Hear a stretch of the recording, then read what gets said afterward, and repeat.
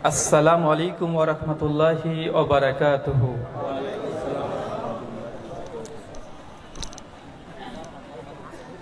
আলহামদুলিল্লাহি রাব্বিল আলামিন ওয়াসসালাতু ওয়াসসালামু আলা রাসূলিহিল আমিন ওয়া আলা আলিহি ওয়া সাহবিহি আজমাইন, আম্মা বাদ। আউযু বিল্লাহিস সামিউল আলিম মিনাশ শাইতানির রাজীম মিন হামজিহি ওয়া নাফখিহি ওয়া নাফসিহি। বিসমিল্লাহির রহমানির রহিম। মা আতাকুমুর রাসূলু ফাখুযুহু ওয়া মা নাহাকুম আনহু ফান্তাহু।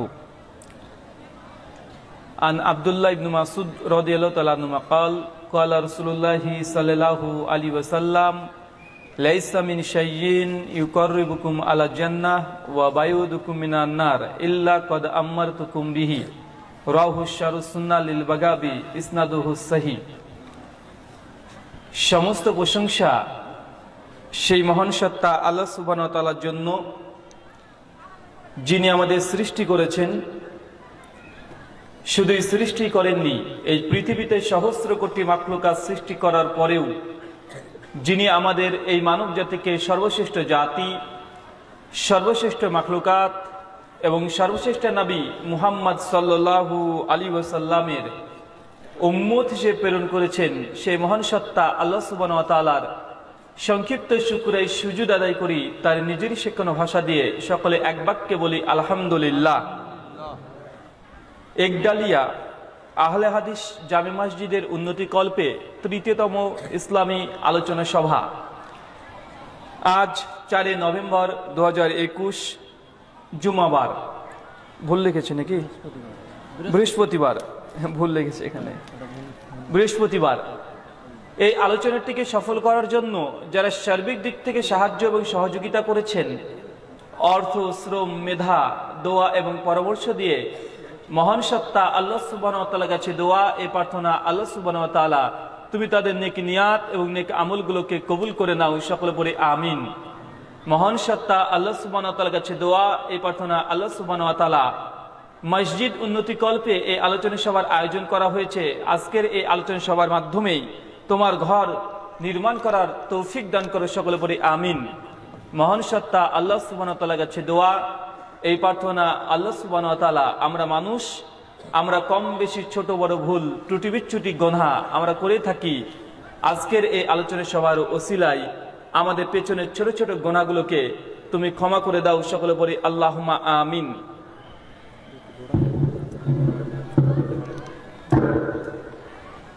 ঠিক আছে, একটু কাছে থেকে বলবেন, তাহলে দূরে থেকে অত নিচ্ছে তাহলে ঠিক আছে।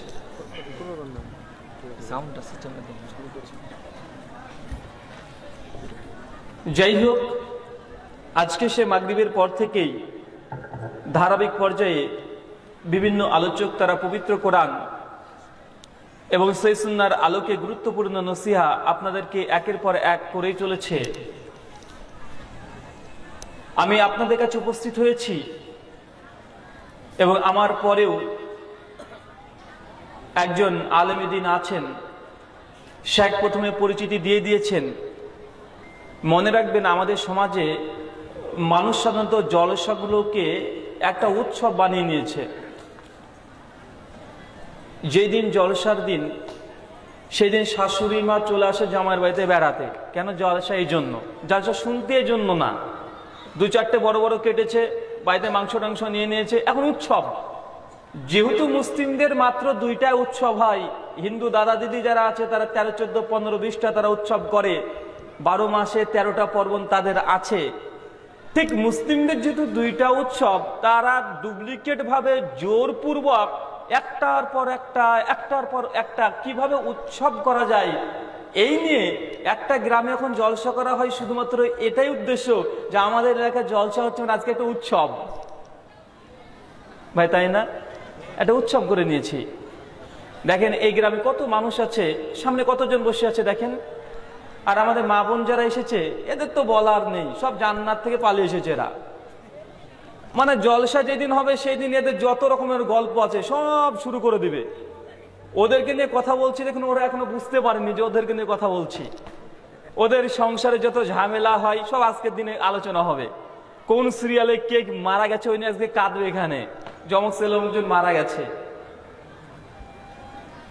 তো যাই হোক, আমরা যেই কয়জন আছি মনে রাখবেন ইসলামী আলোচনা সভাটা আমাদেরকে দ্বীনের জ্ঞান তথা ইসলামী ইলম অর্জনের একটা মাধ্যম বানাতে হবে। আর আমাদের আজকে সাধারণত যাদেরকে দাওয়াত দেওয়া হয়েছে তারা পবিত্র কোরআন এবং সুন্নাহর আলোকে তারা আলোচনা পেশ করছে। এবং আমাদের শেখ মাদানী সাহেব যখন আসবেন, সালিমউদ্দিন মাদানী হাফেজাহুল্লাহ, তিনি একজন খুব পবিত্র কোরআন এবং সুন্নাহর আলোকে দলিল ভিত্তিক শুধু কোরআন এবং হাদিস দিয়ে আলোচনা করে। তাই আলোচনাটাকে শোনার জন্য আপনাদেরকে আমি অনুরোধ করছি যে অন্তত তিনি যতক্ষণ আলোচনা করছে ততক্ষণ শুনে যান, কিছু একটা শিখতে পারবেন, কিছু না কিছু শিখতেই পারবেন। সাধারণত যে আলোচনাগুলো আমরা করে থাকি এতে না কোনো গজল আছে, না কোনো কবিতা পাঠ আছে, না হাসানো ঠাট্টা করা, এগুলো আমরা করি না। আমরা মানুষকে বোঝানোর চেষ্টা করি যে ইসলামটাকে আপনি বুঝুন। ইসলাম এটা হাসি তামাশার জায়গা নয়, এই মঞ্চ এটা কোনো হাসি রঙ্গমঞ্চ নয়। রঙ্গমঞ্চ যদি করতে হয় তাহলে আপনারা পঞ্চরস করেন, কোনো সমস্যা নেই, যত পারেন বিচিত্রা করেন, যাত্রা করেন, কিন্তু দিন প্রচার যেখানে হবে এটা হচ্ছে ইলমের একটা মাঠ, ইলমের একটা স্টেজ, এখান থেকে কোনো রঙ্গমঞ্চ হবে না। মুহাম্মদ সাল্লাল্লাহু আলাইহি সাল্লাম যখন খুতবা দিতেন, আলোচনা করতেন, জান্নাত জাহান্নাম নিয়ে কথা বলতেন, সাহাবা রাদিয়াল্লাহু তাআলা আনহুমরা তারা ভীত সন্ত্রস্ত হয়ে চোখের পানি ছেড়ে দিয়ে তারা চিৎকার মেরে কাঁদতে কাঁদতে গড়াগড়ি পর্যন্ত কাটতো। আর আমাদের আজকে ইসলামী আলোচনা সভাগুলো হয়েছে যাই দেখ হুজুর কি করে, অনেকজন মানুষ এসেছে, প্রধান বক্তা কি না জানি টান ধরবে, মানে সুর শুনতে এসেছে বা আসে না, কথা বলেন। যেটা হচ্ছে নবী রাসূলদের মঞ্চ, যে প্ল্যাটফর্ম থেকে তারা দাওয়াত দিতেন ইসলামের, সেই দাওয়াতি আজকে স্থানগুলোকে এমন ভাবে আমাদের সমাজে আজকে অপব্যবহার করা হচ্ছে, তার জন্য মুসলিম গোটা বিশ্ব জগৎ আজকে তারা নির্যাতিত। আমি একটা কারণ বলি যে গোটা বিশ্ব জগতে মুসলিম জাতি নির্যাতিত, এর মূল কারণ হচ্ছে এটা, আল্লাহ সুবহানাহু ওয়া তাআলা আলেমদেরকে দিন প্রচারের জন্য দিয়েছেন, কিন্তু অধিকাংশ আলেম তারা দিনটাকে প্রচার না করে তাদের রুজি রোজগারের যেন ব্যাঘাত না ঘটে এই জন্য কিছু ছাড়ে কিছু রাখে। কথা বুঝতে পারছেন? আমাদের সমাজ, মুসলিম সমাজ, গোটা বিশ্ব জগৎ আমরা মুসলিমরা আছে 170 কোটি। ভাই কত কোটি? 170 কোটি। এই যে ভারতবর্ষে আমরা বাস করছি না, এই ভারতবর্ষ আমাদের বাপ দাদা তারা চালিয়েছে। আমাদের বাপ দাদা পূর্বপুরুষ 2-4টা চলে যান, এই ভারতবর্ষের রাজা মন্ত্রী বাদশাহ সব মুসলিম। ভাই সিরাজউদ্দৌলা নাম শোনেন নাই? মুঘল যারা রাজত্ব করেছে ভারতবর্ষ প্রায় 800 বছর, তারা কারা? মুসলিমরা, মুসলিম শাসক। মুর্শিদাবাদের হাজারদুয়ারি থেকে শুরু করে দিল্লির লালকেল্লা, নরেন্দ্র মোদীজি আজকের দিনেও 15ই আগস্ট এবং 26শে জানুয়ারি যখন প্রথম পতাকা উত্তোলন করে, যে লালকেল্লাতে দাঁড়িয়ে পতাকা উত্তোলন করে, এই লালকেল্লা কাদের সম্পত্তি? আমাদের মুসলিমদের। কলকাতাতে যে ইডেন গার্ডেন আছে কাদের সম্পত্তি? মুসলিমদের। হাইকোর্ট যেটা আছে তার 3 ভাগের 2 অংশ আমাদের মুসলিমদের সম্পত্তি। এয়ারপোর্টের বেশ কিছু অংশ এখন মুসলিমদের এখনো তো সম্পত্তি। মানে আপনাকে বোঝানোর চেষ্টা করছি এটা যে আমরা মুসলিমরা, আমাদের ঐতিহ্য, আমাদের ইতিহাস, আমরা পশ্চিম বাংলার মানুষ, মালদা, মুর্শিদাবাদ, দিনাজপুর, বিশেষ করে 3টে জায়গায় বাঙালিদের রক্তের মাধ্যমে, অধিকাংশ রক্তের মাধ্যমে এই ভারতবর্ষের যে স্বাধীনতা, আমরা তার তৃপ্ততা অনুভব করি। কিন্তু আমরা আজকের দিনে আমরা সমস্ত ইতিহাস ভুলে গেছি। ভাই গিয়েছে কি যায় নাই? মালদা মুর্শিদাবাদের ইতিহাস জানেন? বর্ডার তো ভাগ হয়ে গেছে, কিন্তু মালদা মুর্শিদাবাদের ইতিহাস যদি পড়েন, শুধু দেশ স্বাধীন এই যদি আন্দোলন পড়েন, দেখবেন অধিকাংশ যেসব আলেম ওলেমা তারা সবগুলো মালদা মুর্শিদাবাদ থেকে এসেছে। কিন্তু আজকে মালদা মুর্শিদাবাদের মানুষগুলো দেখলেও খুব দুঃখ লাগে, তারা দিন থেকে অনেকটা পেছনে চলে এসেছে। দিনের জ্ঞান অর্জন করা, মনে রাখবেন ইমাম বুখারী রাহিমাহুল্লাহ, যিনি সহিহুল বুখারী গ্রন্থ রচনা করেছেন, ইমাম বুখারী জন্মগ্রহণ করছেন 194 হিজরি আর মৃত্যুবরণ করছে 256 হিজরি। বুখারীর মানুষ তিনি। তিনি সহিহ বুখারী হাদিস নিয়ে এসেছেন 7563টা। বিভিন্ন বর্ণনা অনুসারে ইমাম বুখারী রাহিমাহুল্লাহ তিনি 6000 তার হাদিস তার হিফজ ছিল তথা মুখস্থ ছিল। কথা বুঝতে পারছেন? 6 লক্ষ হাদিস তিনি মুখস্থ রেখেছিলেন। তার মধ্যে থেকে আমাদের মুসলিমদেরকে উপহার স্বরূপ সহিহ বুখারী দিয়েছেন 7563টা সহিহ হাদিস। এছাড়া আরো অনেকগুলো গ্রন্থ তার লেখা আছে, আল আদাবুল মুফরাদ, ওখানে 3000 হাদিস আছে। মানে এই 6 লক্ষ হাদিস তিনি মুখস্থ করার পরে মুসলিম উম্মাকে দিয়ে গেছে 12 থেকে 14,000 হাদিস উপহার। ভাই তার পরিশ্রম কত জানেন? তিনি কত পরিশ্রম করেছেন। বিভিন্ন ঐতিহাসিক দল লিখেছেন ইমাম বুখারী হাদিস শিক্ষা অর্জন করার জন্য বুখার থেকে তিনি বাগদাদে 400 বারের অধিক গিয়েছে। কতবার? 400 বারের অধিক বুখার থেকে একদম বাগদাদ। ভাই চিন্তা করেছেন সেই সময় এয়ারপোর্ট, কোনো বিমানবন্দরের ব্যবস্থা ছিল? সেই সময়তে কি ছিল? মার্সিডিজ বেঞ্জ কোনো গাড়ি ছিল? বাস, লরি কিছু ছিল? জি না, শুধুমাত্র সর্বোচ্চ যানবাহন দ্রুতগামী, সেটা হচ্ছে উট। ওই মরুভূমির মধ্যে দিয়ে উট যায়, একবার দুইবার নয় 400 বার, শুধু জ্ঞান অর্জন করার জন্য, আল্লাহর নবীর হাদিস অর্জন করার জন্য, জানার জন্য, মানুষকে জানানোর জন্য তিনি বারবার সফর তিনি করেছেন। আর আমরা দেখেন সহিহ বুখারী আজকে আমাদের মোবাইলে আছে বা আছে না নাই? কথা বলেন। ইমাম বুখারী রাহিমাহুল্লাহ কত পরিশ্রম, কত কষ্ট, উম্মাকে শুধুমাত্র আল্লাহ রসুলের বিশুদ্ধ হাদিস, দ্বীন ইসলাম শিক্ষা দেবে। এই জন্য তার গোটা জীবনটাকে তিনি শেষ করে দিলেন। যদিও তার বিরোধিতারা করেছিল সেই সময়কার তৎকালীন বুখারের বিভিন্ন রকমের বেদাতীরা ইমাম বুখারী রাহিমাহুল্লাহকে, তার গ্রামের কিছু কিছু মানুষ তাকে এমন ভাবে মারতে শুরু করেছিল, মারতে তাকে দেশ থেকে ত্যাগ তাড়িয়ে দিয়েছিল। এমনকি জুতো পর্যন্ত ইমাম বুখারীকে নিয়ে আসতে দেয় নাই। বিরোধিতা সব জায়গায় থাকবে। তারপর ইমাম বুখারী মুসলিম উম্মার জন্য যে গ্রন্থ দিয়েছে তার নাম সহিহুল বুখারী। ভাই বলতে সহিহ বুখারী ছাড়া আজকে কোন একজন আলেম হতে পারে?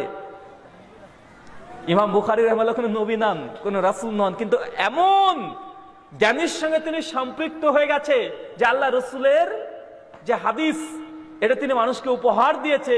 তাই কোরআন মাজিদ পৃথিবীতে যতদিন তার অস্তিত্ব থাকবে, সহিহুল বুখারীর অস্তিত্ব ততদিন থাকবে কি থাকবে না? কথা বলেন। কেন?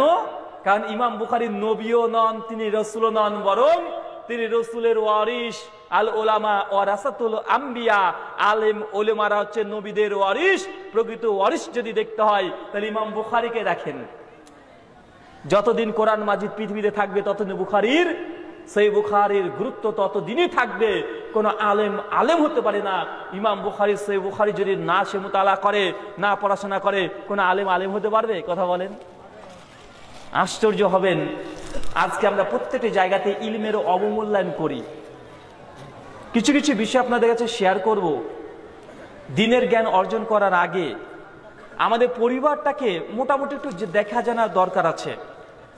আমাদের যুব সমাজ, অনেক যুবক ভাই এসেছে, তরুণ সমাজ এসেছে। আমাদের পরিবারের ছেলেমেয়েরা আজকে অধিকাংশ তারা ধর্ম বিমুখ, তারা একদম নিকৃষ্ট থেকে নিকৃষ্ট পথে চলে যাচ্ছে। বা যাচ্ছে কি যাচ্ছে না? কথা বলেন। আপনার যে ছোট ভাই বা বড় ভাই দেখেন, সে হয় কোনো নেশার মধ্যে যুক্ত হয়ে গেছে, অথবা সে নোংরা মেয়ের পেছনে পড়ে গেছে, অথবা ঘন্টার পর ঘন্টা পাবজির প্রেমে পড়ে গেছে। আচ্ছা না ভাই? পাবজি মোবাইল গেমে চলছে, সারা রাত দিন চলছে। ফজরের সময় যখন আসছে তখন ঘুমাতে যাচ্ছে। মানে ফজরের আজান হলে নামাজ পড়তে যাওয়ার কথা, কিন্তু ও যাচ্ছে ঘুমাতে। ভাই আছে না নাই? কথা বলেন। মানে আমাদের পরিবারকে যতক্ষণ না আমরা কন্ট্রোল করতে পারছি, আমাদের পরিবারকে যতক্ষণ না নিজেরা আয়নার মতো দেখতে পাচ্ছি, ততক্ষণ পর্যন্ত এই উম্মাকে, বিশেষ করে সার্বিক দিক থেকে মুসলিম উম্মার উপকার কোনো সময় আসতে পারে না। যুব সমাজকে সচেতন হতে হবে। তরুণ সমাজ, যুব সমাজ, এটা শুধুমাত্র একটা সমাজ নয়, বড় একটা শক্তি। কি বললাম? কথা বলেন। শক্তি। এই শক্তিকে যে কাজে ব্যবহার করবেন সেখানেই সফলতা। কেউ যদি খারাপ উদ্দেশ্যে যুব শক্তিকে ব্যবহার করে তো খারাপের দিকে সফলতা সে ব্যক্তি পেয়ে যাবে। আর কেউ যদি এই যুব শক্তিকে ভালো কাজে ব্যবহার করে তাহলে যুব শক্তির মাধ্যমে সমাজের কল্যাণ হবে। মনে রাখবেন, মানুষকে আল্লাহ সুবহানাহু ওয়া তাআলা এমন ভাবে সৃষ্টি করেছে যে এই যুব শক্তি বা যুব সময়টা তাই শক্তিতে পরিপূর্ণ একটা শরীর থাকে। একজন ছোট্ট শিশু, তার সামনে যদি কোনো নারী থাকে বা সে জেনা করবে? কথা বলেন। একটা বাচ্চা ছেলেকে রেখে দিয়েছেন, বড় একটা মেয়ে আছে, প্রাপ্তবয়স্ক একটা মেয়ে আছে, ভাই ও জেনা করতে যাবে ছেলেটা? না। একটা 60 বছরের চাচার সামনে ক্যাটরিনা কাইফকে রেখে দেন, জেনা করতে যাবে, ব্যভিচার করতে যাবে, ও যদি বলে চাচা চলেন, বলে তোর ঘুম আসছে তুই যা, আমি ঘুমাই। কিন্তু মানুষ ভালো কাজ করুক আর খারাপ কাজ করুক, কোন অবস্থায় করে বলেন তো ভাই? মানুষ ভালো কাজ করুক আর খারাপ কাজ করুক, কোন সময়টা করে? এই তরুণ মানে ইয়াং এজ 22 থেকে 40 বছর পর্যন্ত মানুষের মধ্যে ভালো করার গুণ থাকে, খারাপ করার গুণ থাকে। যখনই 40 পার হয়ে যায় মানুষের শরীরটা অটোমেটিক দুর্বল হয়ে যায়, আর ছোট যখন আছে তাকে ইচ্ছে করলেও সে কোনো কিছু করতে পারে না। তাই এই তরুণ সমাজ, বিশেষ করে যুব সময়টা আমাদেরকে খুব সেন্সিটিভ ভাবে, যারা দায়িত্বশীল কর্তৃত্বশীল আছি তাদেরকে যুব শক্তিটাকে শক্তিরূপে ব্যবহার করতে হবে। আমরা যদি তাদেরকে নিয়ে না চলতে বা পথ চলাতে না শিখি, আমাদের সমাজ ধ্বংস হয়ে যাবে। একটা উদাহরণ দিয়ে বুঝতে পারবেন। ভাই বলুন তো, বাগান চেনেন? বাগানে কি থাকে? গাছ, বিভিন্ন রকমের গাছ থাকে। জঙ্গল চেনেন? জঙ্গলে কি থাকে? বিভিন্ন রকমের গাছ। বাগানেও গাছ থাকে, জঙ্গলে গাছ থাকে। কিন্তু মানুষ যখন জঙ্গলে প্রবেশ করে তার অন্তরে ভয় কাজ করে, ভীত সন্ত্রস্ত। কখন না জানি জঙ্গলে যাচ্ছে একটা বিষাক্ত সাপ এসে কামড় দিয়ে দেয়, কখন না জানি একটা বিছুতে এসে কামড় দিয়ে দেয়, কখন না বিষাক্ত প্রাণীর সঙ্গে একটা দংশন করে। এই ভয় ভীত সন্ত্রস্ত হয়ে আমরা বাগান নয় জঙ্গলের মধ্যে প্রবেশ করি। কিন্তু বাগান আমরা ভিজিট করি, পরিদর্শন করি, বাগানে যাই শুধুমাত্র বাগানটা দেখতে, কত সৌন্দর্য উপলব্ধি করার জন্য আমরা বাগানে প্রবেশ করি। সেখানে কোনো ভয় নেই, কাজ করে ভালো লাগা, আলাদা একটা ফিলিংস। ভাই বাগানেও গাছ থাকে, জঙ্গলেও গাছ থাকে। জঙ্গলে ঢুকতে আমরা ভয় কেন করি? কথা বলেন। কারণ জঙ্গলটা ভয়ঙ্কর হয়ে গেছে। জঙ্গলটা এতই ভয়ঙ্কর হয়ে গেছে যে সেখানে স্বাভাবিকভাবে আপনি যেতে পারছেন না। কারণ এই জঙ্গলটা তৈরি হয়েছে মানুষের অনাদরে, কোনো পরিচর্যা করা হয়নি, তার পেছনে কেউ সময় ব্যয় করেনি। যেমন ইচ্ছে তেমনই গজিয়ে উঠেছে। সুন্দর একটা গোলাপ ফুল আছে, পাশে দেখা যাচ্ছে একটা বিষাক্ত সাপ বাসা বেঁধে আছে। সুন্দর একটা গাছ আছে, তার পাশে দেখা যাচ্ছে বিছুটা বাসা বেঁধেছে, বিভিন্ন পোকা মাকড় বাসা বেঁধেছে। কেন? এই জঙ্গলটাকে কেউ দেখাশোনা করে নাই, তাকে দেখার জন্য কোনো মালি নিযুক্ত করা নেই। কিন্তু বাগান, এই বাগানটা এত সুন্দর, কারণ হচ্ছে এটাই বাগানের পেছনে প্রতিদিন প্রতিনিয়ত একটা শ্রম ব্যয় করছে। কে আছে? মালি আছে। গাছের পাতাটা বড় হয়ে গেছে, সংসার কেটে ছোট করে দিচ্ছে। গাছে পানির প্রয়োজন। মাইক্রোফোনটা ফলো করে বলে, সাউন্ড সিস্টেমটা পাচ্ছি না তো ভাই। আপনাকে এই মাইক্রোফোনের সামনেই কথা বলতে হবে ভাই। ওই হয়তো আমাদের নেই রে ভাই, কথা বলেন লড়বে। পাচ্ছি না তো, ঠিক আছে ছেড়ে দেন ভাই। আপনারা শুনতে পাচ্ছেন সবাই কথা? কারা কারা পাচ্ছেন একটু হাত তোলেন তো ভাই। কারা কারা পাচ্ছেন না? মেয়েরা পাচ্ছে না, ওরা পাবে না।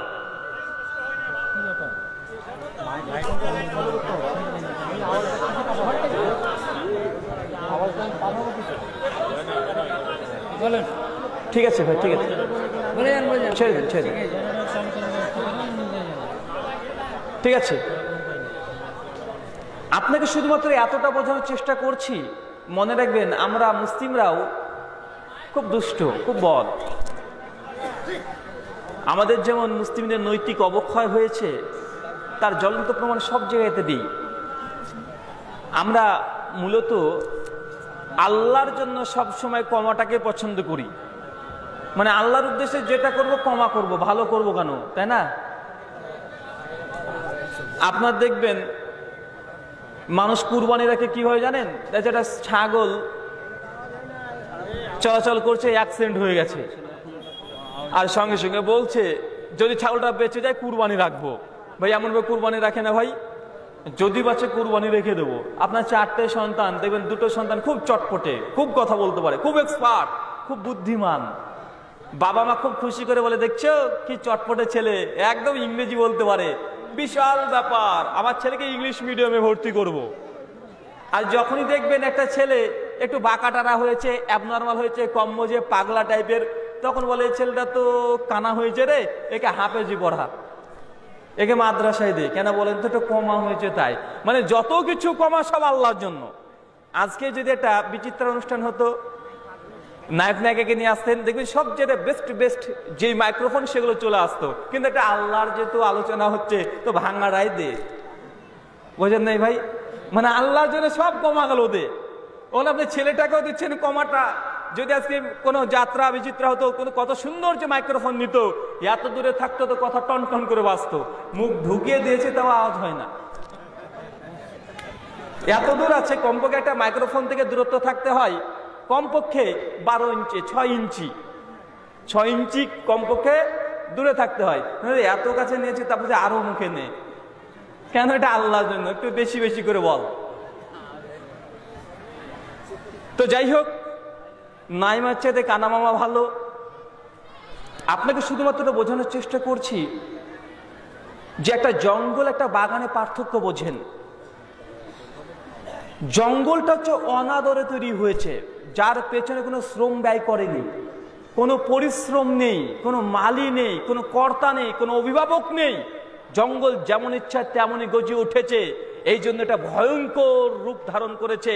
আর একটা বাগান, এখানে একটা মালি শ্রম ব্যয় করেছে, সময় দিয়েছে, তার পেছনে এতই সময় ব্যয় করেছে যে সেই বাগানটাকে সুন্দরভাবে বাগানে রূপান্তরিত করা হয়েছে।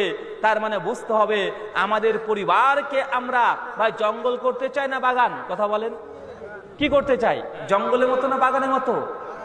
যদি বাগানোর মতো করতে চান তাহলে বাগানের মালি নিযুক্ত করতে হবে। আর এই বাগানের মালি হচ্ছে বাবা আর মা। কি বললাম? পিতা আর মাতা, তাদেরকে গুরুত্বপূর্ণ ভূমিকা পালন করতে হবে। বাবা মা যদি সন্তানের প্রতি একটু দৃষ্টি যদি কম দেয়, জেনে রাখবেন এই সন্তানগুলো আপনার পরিবারকে, একটা সমাজকে একদম জঙ্গলে রূপান্তরিত করে দিতে পারে। কেন? পিতা মাতার দায়িত্ব সবচেয়ে বেশি। এই জন্য আমরা একটা কথা বলি, গোটা বিশ্ব জগতে সবচেয়ে যদি কোনো কঠিন কাজ হয়ে থাকে, কোন কাজ জানেন? অনেকে বলতে পারেন 100 কোটি টাকা বিল্ডিং নির্মাণ করা পৃথিবীর সবচেয়ে কঠিন কাজ। কেউ বলতে পারে বিমান তৈরি করা সবচেয়ে কঠিন কাজ। কেউ বলতে পারে স্পিড অফ লাইট, লাইটের গতিতে, আলোতের গতিতে ভ্রমণ করা গোটা বিশ্ব জগতের মধ্যে সবচেয়ে কঠিন কাজ। তবে আমরা এই কথা বলি সবগুলো কঠিন কাজ হতে পারে, কিন্তু পৃথিবীর বুকে সবচেয়ে কঠিন, সবচেয়ে জটিল কাজ হচ্ছে ছোট্ট একটা শিশুকে ধীরে ধীরে বড় করে মানুষের মতো মানুষ তৈরি করে সমাজের বড় বড় ব্যক্তিদের সামনে উপহার দেওয়া। এটা পৃথিবীর সবচেয়ে কঠিন কাজ। ভাই কোন কাজটা কঠিন বলেন তো ভাই? কোন কাজটা কঠিন? 100 কোটি টাকা বিল্ডিং নির্মাণ করা? জি না, কঠিন কাজ একটা ছোট্ট শিশুকে ধীরে ধীরে বড় করে শিক্ষা দীক্ষা দিয়ে আদর্শ একটা মানুষ তৈরি করে মানুষের সামনে উপহার দেওয়া সবচেয়ে কঠিন, সবচেয়ে জটিল কাজ। আর এই কাজে দায়িত্ব কার? আমার? জি না, প্রথম দায়িত্ব হচ্ছে পিতার মাতার। এই দায়িত্ব বাবা মাকে পালন করতে হবে। সহিহ বুখারী খুলবেন 1384 নম্বর হাদিস, আল্লাহ নবী বলছেন প্রত্যেকটা আদম সন্তান পৃথিবীতে যখন, খুব ভালো,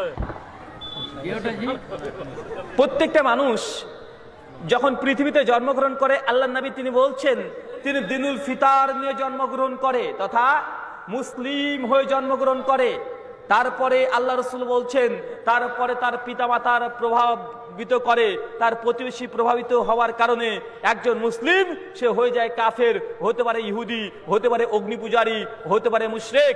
ভাই বলুন তো, একজন ছেলে বিভ্রান্ত হওয়ার জন্য আল্লাহ নবী কাকে দোষারোপ করেছে? কথা বলেন। তার পিতা মাতাকে দোষারোপ করেছে যে প্রত্যেকটা আদম সন্তান জন্মগ্রহণ করে মুসলিম হয়ে তারপরে তার বাবা মাই তাকে ইহুদি বানায় অথবা খ্রিস্টান বানায় অথবা মূর্তি পূজারী অগ্নি পূজারী বানিয়ে দেয়। তার মানে বুঝতে হবে বাবা মাকে দায়িত্ব দেওয়া হয়েছে, তার সন্তানের বাবা মা যে দায়িত্ব পালন না করে, তার ছেলে যদি বিভ্রান্ত হয়ে যায়, খারাপ পথে চলে যায়, এর দায়ভার সম্পূর্ণ কার? পিতা আর মাতার। আল্লাহ সুবহানাহু ওয়া তাআলা যখন পিতা মাতাকে সন্তান দিচ্ছে, এটা তার নিয়ামত স্বরূপ। যার সন্তান নাই তাকে জিজ্ঞাসা করেন যে সন্তানের গুরুত্ব কত। যে একটা সন্তানের জন্য ডাক্তারের কাছে চলে যাচ্ছে, দিনের পর দিন লক্ষ লক্ষ টাকা খরচ করছে, সন্তান হয় না, তাকে জিজ্ঞাসা করেন যে একটা সন্তানের মূল্য কত। একটা সন্তানকে আল্লাহ সুবহানাহু ওয়া তাআলা যখন আপনাকে গিফট করছে, এই সন্তানের হৃদয়, তার মন হচ্ছে এঁটেল মাটির মতো। কি বললাম? এঁটেল মাটি বোঝেন? এঁটেল মাটি নরম। এই মাটিটাকে নিয়ে একজন কুমোর দেবেন যা ইচ্ছা তাই বানাতে পারে। চাইলে সে একটা পুতুল বানাতে পারে, চাইলে একটা হাঁড়ি বানাতে পারে, চাইলে একটা ঘটি বাটি অনেক রকমের ভাই করতে পারে। কি পারে না? পারে। কেন বলেন তো? কারণ মাটিটা নরম আছে, যা ইচ্ছা আপনি তাই তৈরি করতে পারবেন। কিন্তু মাটিটা যদি শক্ত হয়ে যায়, যখন খরা ডাকে মাঠের মধ্যে দেখবেন মাটিগুলো একদম পাথরের চেয়ে শক্ত হয়ে যায়, বা শক্ত হয়ে যায় না? যদি মাটিটা শক্ত হয়ে যায়, ভাই বলুন তো সহজে আপনি তাকে দিয়ে আর কিছু করতে পারবেন না। একটা ছোট্ট সন্তানকে যখন আল্লাহ আপনাকে উপহার দেয়, তার হৃদয় তার মনটা থেকে কিসের মতো? এঁটেল মাটির মতো। বাবা মা যা চাইবে তাকে তাই বানাতে পারে, কিন্তু বাবা মার যদি একটু গাফিলতি থাকে এই সন্তানকে আর সঠিকভাবে তৈরি করতে পারবে না। মনে রাখবেন, আমাদের যুব সমাজ ধ্বংসের পেছনে যদি কেউ দায়ী প্রথম হয়ে থাকে, সেটা হচ্ছে বাবা আর মা। কি বললাম? বাবা মার দায়িত্বহীনতা। বাবা মার দায়িত্বহীনতার কারণেই যুব সমাজ ধ্বংস হয়ে যাচ্ছে। মুসলিম সমাজ, মুসলিম অনেক ভাইদেরকে আমি দেখছি আসার সময় কালী পূজা হচ্ছে, ওখানে ঘোরাঘুরি করছে। আছে না নাই? কথা বলেন। দুর্গা পুজোর প্যান্ডেলে ঘোরাঘুরি করছে। অজস্র জায়গাতে দেখেছি যে এইগুলো করা হয়। কেন? কারণ পিতামাতাও তারও তাই দায়িত্ব, তিনি মনে করেন যে তার সন্তানকে এই কথাগুলো বলবে। আমি আমার নিজের কথাগুলো বলি, আমার জীবনে কয়েকটা কথা বলি। আমি 2012 সালের আগের মুহূর্ত পর্যন্ত আমি কোনোদিন 5 ওয়াক্ত নামাজ তো দূরের কথা, জুম্মাবারের নামাজ তো দূরের কথা, কোনোদিন এক ওয়াক্তি নামাজ পড়িনি। আমাকে কেউ বলেনি, কোনোদিন বলেনি যে ভাই নামাজ না পড়লে মুসলিম থাকা যায় না, কেউ বলেনি। আল্লাহর নবী যে বলেছে, মান তারাকা সালাতা ফাকাদ কাফারা, যে ব্যক্তি সালাত তথা নামাজ ত্যাগ করে দিল সে ব্যক্তি কাফের হয়ে গেল। এই হাদিস আমি আমার জীবদ্দশাতে কোনোদিনই শুনেছিলাম না। 2012 পর্যন্ত কোনো হুজুরও বলেনি যে নামাজ ত্যাগ করে দিল সে কাফের হয়ে গেল। কেউ আমাকে এই হাদিসটা বলেনি, কোনোদিন বলেনি। 2012 পর্যন্ত কোনোদিনই নামাজ পড়েনি। নামাজ পড়া তো দূরের কথা, ওযু করাটাও জানতাম না। এটা আমার কথা বলছি, আমি নিজে আমার কথা বলছি। 2012 পর্যন্ত ওযু করাটাও জানতাম না। কেন? কার দোষ? আমার পরিবারের দোষ। কার দোষ? আমার প্রতিবেশীর দোষ। কার দোষ? যারা সমাজে নেতৃত্ব দিচ্ছে তাদের দোষ। আমি নিজে আর একটা কথা বলি, 2012 পর্যন্ত ঈদের নামাজটা পড়তে যায়নি কোনোদিন। দুর্গা পুজোতে গিয়েছি, কালী পূজা হয় আমাদের পাশে, একদম বাড়ি আমার জলঙ্গি থানাতে, আর থানাতেই হয় কালী পুজো, এখনো হচ্ছে। ওই কালী পুজোতে, প্রত্যেকবার কালী পুজোতে যে নরনারায়ণের সেবা নামে যে অনুষ্ঠানটা করা হয়, মানে পুজোর প্রসাদ বিতরণ করা হয়, যেহেতু এটা জলঙ্গি থানা, তো গোটা এলাকাতে সমস্ত মানুষকে খাওয়ানো হয়। আমরা ভলেন্টিয়ার, আমরা নিজেরা ওই যে খেচড়ি দেয় আর প্রসাদ দেয়, আমরা বন্টন করে বেরিয়েছি। কালী পুজোতে নিজেই ঢাক পিটিয়েছি। 2012 পর্যন্ত আপনাকে বলছি, 2012 পর্যন্ত আমাদের কাহিনী। কেন বলেন তো? কোনোদিন কোনো হুজুর বলেনি যে ভাই আপনি পুজো করছেন এটা শিরক, কোনোদিন বলেনি। বরং আমরা যখন যেতাম তখন আমাদের এলাকার মুসল্লিরা হাসতো, আরে ছেড়া দেখ চলে যাচ্ছে ওখানে। কোনোদিন বলেনি এগুলো অন্যায়, এগুলো পাপ। আর এটা এমন একটা পাপ, শিরক। এ অবস্থায় মৃত্যুবরণ করলে কখনো জান্নাত তো দূরের কথা, জাহান্নাম অবধারিত চিরস্থায়ী জাহান্নাম। আমাদেরকে কোনোদিন কেউ বলেনি। ভাই এই দায়িত্বহীনতা কার? কথা বলেন।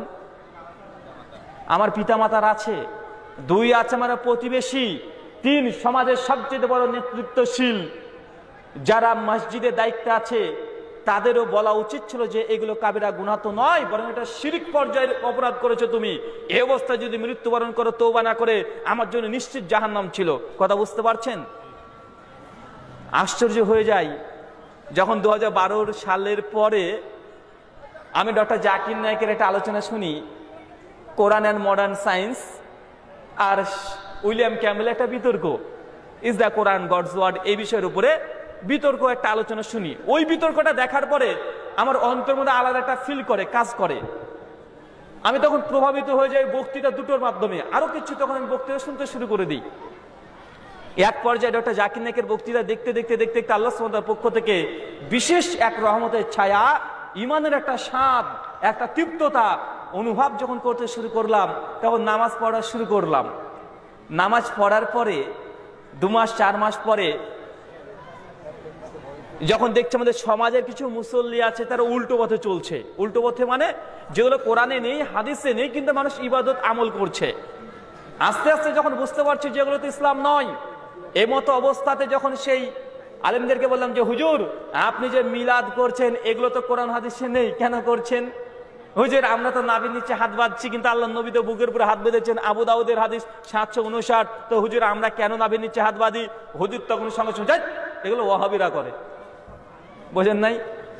যখন আমি প্রশ্ন করছি যে হুজুর আমরা তো নাভির নিচে হাত বাঁধছি, কিন্তু আমি ডক্টর জাকির নায়েকের একটা বক্তৃতায় শুনলাম যে সুনানে আবু দাউদ হাদিস নাম্বার 759-এ স্পষ্ট হয়ে লেখা আছে যে আল্লাহ রাসূল আলা সাদরিহি, তিনি বুকের উপরে হাত বাঁধলেন। তা আমরা কেন নাভির নিচে হাত বাঁধি? উনি আমাকে জবাব দিচ্ছেন আমাদের মসজিদের ইমাম সাহেব, ওরা হচ্ছে ওয়াহাবি, ওয়াহাবিরা বুকের উপরে হাত বাঁধে। আমি ভাবছি ওয়াহাবি হবার কি? কথা বোঝেন নাই? ওয়াহাবি বলে চালিয়ে দিচ্ছে।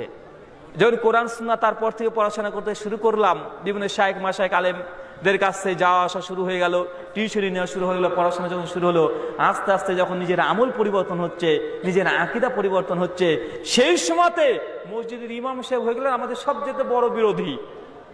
কথা বুঝতে পারছেন আমি কি বুঝাচ্ছি? আমি যখন পুজো করেছি আমাকে কেউ বাধা দেয়নি, কেউ বলেনি যেটা শিরক।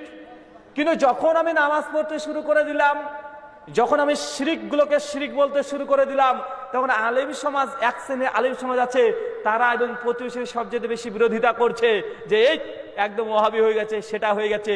কিন্তু ভাই কোনোদিন বলেনি যে পুজো করা হারাম, এটা বলেনি আমাকে, এখন পর্যন্ত বলেনি, আজ পর্যন্ত বলেনি যে পুজোর প্রসাদ খাওয়াটা হারাম ছিল, এটা শিরকের সমপর্যায় অপরাধ, আজ পর্যন্ত বলেনি। কথা বুঝতে পারছেন ভাই? এই দায়িত্বহীনতার পরিচয় তারা দিয়েছে কি দেয় নাই? কথা বলেন। এখন অনেক জায়গা আছে, অনেক জায়গা আছে তাদের কাছে এই বার্তায় পৌঁছায়নি যে পুজোর প্রসাদটা খাওয়া যাবে না। হিন্দু দাদা দিদি ভাইরা যদি আপনাকে দাওয়াত দেয়, বাড়িতে যান, আপনি ভাত খান, সবজি খান, বিস্কুট খান, কলা খান, যা ইচ্ছা সমস্ত কিছু দাওয়াত কবুল করতে পারবেন। কিন্তু পুজো কেন্দ্রিক, ধর্ম কেন্দ্রিক, ধর্মীয় উৎসব কেন্দ্রিক কোনো খাদ্য সেই দিন খেতে পারবেন না। কথা বুঝতে পারছেন? ইসলাম হচ্ছে উদার, তবে উদাসীন নয়। উদারতা কি জানেন? একজন হিন্দু বোন আছে, বিয়ে হচ্ছে না, আমরা মুসলিমরা লক্ষ টাকা দিয়ে তার আমরা বিয়ে দিয়ে দিই, ভাই কি হবে কি হবে না? কথা বলেন। একজন হিন্দু বোনের রক্তের প্রয়োজন, রক্তের জন্য হসপিটালে বসে আছে, আপনি মুসলিম দাঁড়িয়ে আছে এত বড় বড়, ভাই তাকে রক্ত দিতে পারবেন কি পারবেন না? পারবেন, সমস্ত কিছু করতে পারবেন। কিন্তু ধর্ম কেন্দ্রিক যে উৎসবগুলো আছে এগুলো আপনি অংশগ্রহণ করতে পারবেন না। ধর্মীয় কোনো বিষয় সংশ্লিষ্ট কোনো জায়গাতে আপনি অংশগ্রহণ করতে পারবেন না। আপনি হিন্দু দাদাদের বড় বড় আপনি কোম্পানি তৈরি করে দেন, বড় বড় তার বাড়ি তৈরি করে দেন, তার অফিস তৈরি করে দেন, কোনো সমস্যা নেই। তবে ওই যে ছোট্ট একটা ঘর হয় না, ঠাকুরের ঘর, ওটা করতে পারবেন না। কথা বুঝতে পারছেন? আপনি রাজমিস্ত্রি কাজ করেন, গোটা বিল্ডিং তৈরি করে দেন, অফিস তৈরি করে দেন, গোটা ভারতবর্ষকে তৈরি করে দেন তাদের। কিন্তু যদি বলে ভাই আমার এই যে এত বড় ঘর করলেন, ওই কোনার ঘরটা ঠাকুর ঘর হবে, ওই ঘরটাকে ঠাকুর ঘর করে দাও, আপনি এই কাজটা করতে পারবেন না। কথা বুঝতে পারছেন আমার ভাই? এটা হচ্ছে মন্দির তৈরি করছে যখন, এটা আপনি তার সঙ্গে মন্দির তৈরি করতে সহায়তা দিচ্ছেন, এটা করা যাবে না। কেন? কারণ এই জায়গাতে তার নকল একটা আল্লাহকে বসাবে, আল্লাহর সঙ্গে শিরক করবে, এটা অংশীদার স্থাপন করবে, এই কাজটা করতে পারবেন না। মনে রাখবেন ইসলাম হচ্ছে উদার, তবে উদাসীন নয়। একটা হিন্দু দাদা যদি আপনাকে 50,000 টাকা ধার চাই, দিতে পারবেন। সে যদি নাও দেয় আপনাকে দিয়ে দিতে পারবেন, গুনাহ হবে না, নেকি হবে। কিন্তু আপনি যদি 1 টাকা পুজোর উদ্দেশ্যে দিয়ে দেন, আপনার জন্য শেষ হয়ে যাবে। কথা বুঝতে পারছেন? আমাদের যুব সমাজ আজকে, আমি জানি কারণ আমি সেই জায়গা থেকে এসেছি, তারা এতটুকু মেসেজগুলো জানে না যে আসলে কোনটা ইসলাম আর কোনটা ইসলাম নয়। আমাদের যুব সমাজের কথা বাদ দেন, অনেক হুজুর আছে তারাই তো বুঝে না। তারা ধর্মটাকে মনে করে নিয়েছে উৎসব। কেমন? যেহেতু দুটো উৎসব আছে, ঈদুল ফিতর, ঈদুল আজহা, এই দুটোতে হুজুরদের খুশি নয়, তাই তৃতীয় একটা বড় দিন তৈরি করেছে, তার নাম হচ্ছে ঈদে মিলাদুন নবী। আছে না নাই? কথা বলেন। তারপরে বলছে সবচেয়ে বড় ঈদ ঈদে মিলাদুন নবী। প্রশ্ন করেছি, জি, ঈদে মিলাদুন নবী প্রশ্ন এসেছে, আমি এটা প্রশ্নের মধ্যে উত্তরটা দিয়ে দিই। ঈদে মিলাদুন নবী কয় তারিখে পালন করছে ভাই? 12ই রবিউল আউয়াল। আর রাহেকুল মাকতুম সফির রহমান মুবারকপুরি রাহমাহুল্লাহ তিনি রচনা করেছেন, তার বইয়ের 67 এবং 72 নম্বর পৃষ্ঠায় তিনি আলোচনা করেছেন যে আল্লাহ রাসূল কয় তারিখে যে জন্মগ্রহণ করেছে। টোটাল 17খানা মতনৈক্য আছে, 17টা রায় পাওয়া যায়। কয়টা পাওয়া যায়? 17টা মত পাওয়া যায়। কে বলেছে 12 তারিখ, কে বলছে 9 তারিখ, কেউ যে জিলহজ মাসের 3 তারিখ, এইভাবে মত আছে। কেন? কারণ আল্লাহ রাসূল কয় তারিখে যে জন্মগ্রহণ করেছে এটা ঐতিহাসিক ভাবেও এবং হাদিস দ্বারা সহিহ সনদে প্রমাণিত নয়। কেন জানেন? কারণ আল্লাহর নবী যে নবী হবে তার বাবা কি জানতো না প্রতিবেশী জানতো? কথা বলেন। আর 1400 বছর আগে জন্ম তারিখ লিখে রাখা মানুষের ট্র্যাডিশন ছিল না। কারণ আল্লাহর নবী যে নবী হবে তা তো জানতো না তার বাবা মা, তার প্রতিবেশী জানতো না। সন্তান হয়েছে রামশ্যাম যদু মধু অনেকেই তো হয়, তার জন্য আল্লাহ নবীর জন্ম তারিখ তার পিতা মাতা বা প্রতিবেশীকে লিখে রাখে নাই। তিনি নবীয়ত পাচ্ছেন তো 40 বছর বয়সে। পরবর্তী সময় আলেমরা তারা বিভিন্ন রকমের গবেষণা করে আল্লাহ রাসূলের জন্ম তারিখটা বের করার চেষ্টা করেছে মাত্র। তার জন্য এক এক আলেম এক এক রকমের রায় দিয়েছে। কেউ হচ্ছে রবিউল আউয়াল মাসের 9 তারিখ, কেউ বলছে না 12 তারিখ, কেউ বলছে না 25 তারিখ, কেউ হচ্ছে রবিউল আউয়াল মাসে হয়নি, হয়েছে জিলহাজ মাসে, কেউ হচ্ছে না জিলকাদ মাসে, কেউ হচ্ছে শাবান মাসে, এবং অজস্র মতনৈক্য আছে। মনে রাখবেন আল্লাহ রাসূল 12 তারিখে জন্মগ্রহণ করেছে, এই তথ্যটাই সঠিক নয়। তবে হ্যাঁ, এই তথ্যটা সঠিক যে আল্লাহ রাসূল 12 তারিখে মৃত্যুবরণ করেছে। রবিউল আউয়াল মাসে 12 তারিখে আল্লাহ নবী তিনি দুনিয়া থেকে বিচ্ছিন্ন হয়েছে, তার সম্পর্ক এই দুনিয়ার মায়া ত্যাগ করে দিয়ে আল্লাহর কাছে তিনি পাড়ি দিয়েছেন। 12 তারিখে বিশ্বনবী তিনি মৃত্যুবরণ করেছে, দুনিয়া থেকে চলে গেছে। কিন্তু আজকে মুসলিম সমাজ আজকে উল্টো কাজ করছে। 12 তারিখ রাসূলের মৃত্যু দিন, মুসলিমদের হৃদয়ে রক্তক্ষরণ হওয়ার কথা। এই দিন মুসলিমরা হতাশায় চিন্তিত ছিল। 1400 বছর আগেকার ইতিহাসের কথা মনে করেন। 12 রবিউল আউয়াল ফজরের পর বিশ্বনবী আম্মা জান আয়েশা রাদিয়াল্লাহু তাআলা আনহার কাঁধে এই রাঙেরপুরে মাথা দিয়ে বলছে যে আয়েশা খুব কষ্ট হচ্ছে, মৃত্যু যন্ত্রণা এত কঠিন, এতই কঠিন। আল্লাহ রাসূল কোনো কথা বলতে পারছেন না, হাত পা নাড়াতে পারছেন না, চোখ দিয়ে শুধুমাত্র ইশারা করছে। আম্মা জান আয়েশা রাদিয়াল্লাহু তাআলা বুঝতে পারছেন যে আল্লাহ রাসূল মেসওয়াক তথা দাঁতনের দিকে তাকিয়ে আছে। আল্লাহ রাসূলের কাছে দাঁতনটা নিয়ে বলছে আল্লাহ রাসূল দাঁতন করবেন। আল্লাহ রাসূল চোখ দিয়ে ইশারা করছে, মুখে দিতে যাচ্ছে। আল্লাহ রাসূলের শক্তি নেই, আমাদের নবী শক্তি নেই, মৃত্যুর সঙ্গে তিনি আছেন। এই মুহূর্তে অবস্থায় আল্লাহ নবী তিনি চোখ নড়িয়ে বলছেন আয়েশাকে যে চাবানোর সামর্থ্য নাই, তুমি একটু চাবিয়ে নরম করে দাও।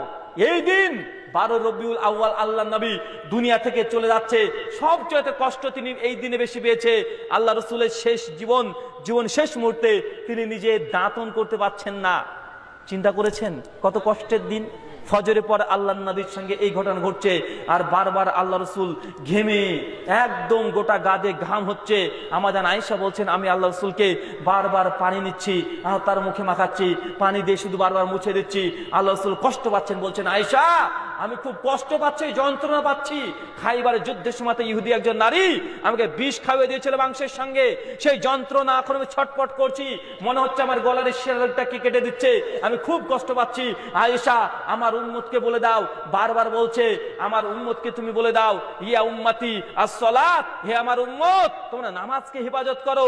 হে উম্মত তোমরা নবীদের কবরকে পাকা যেমন করে ইহুদি খ্রিস্টানরা পথভ্রষ্ট হয়েছে, তোমরাও তোমাদের নবীদের তোমাদের ওলিদের যেন এই কবর উঁচু না করো। আল্লাহ রাসূল বারবার এই কথা বলে যাচ্ছে।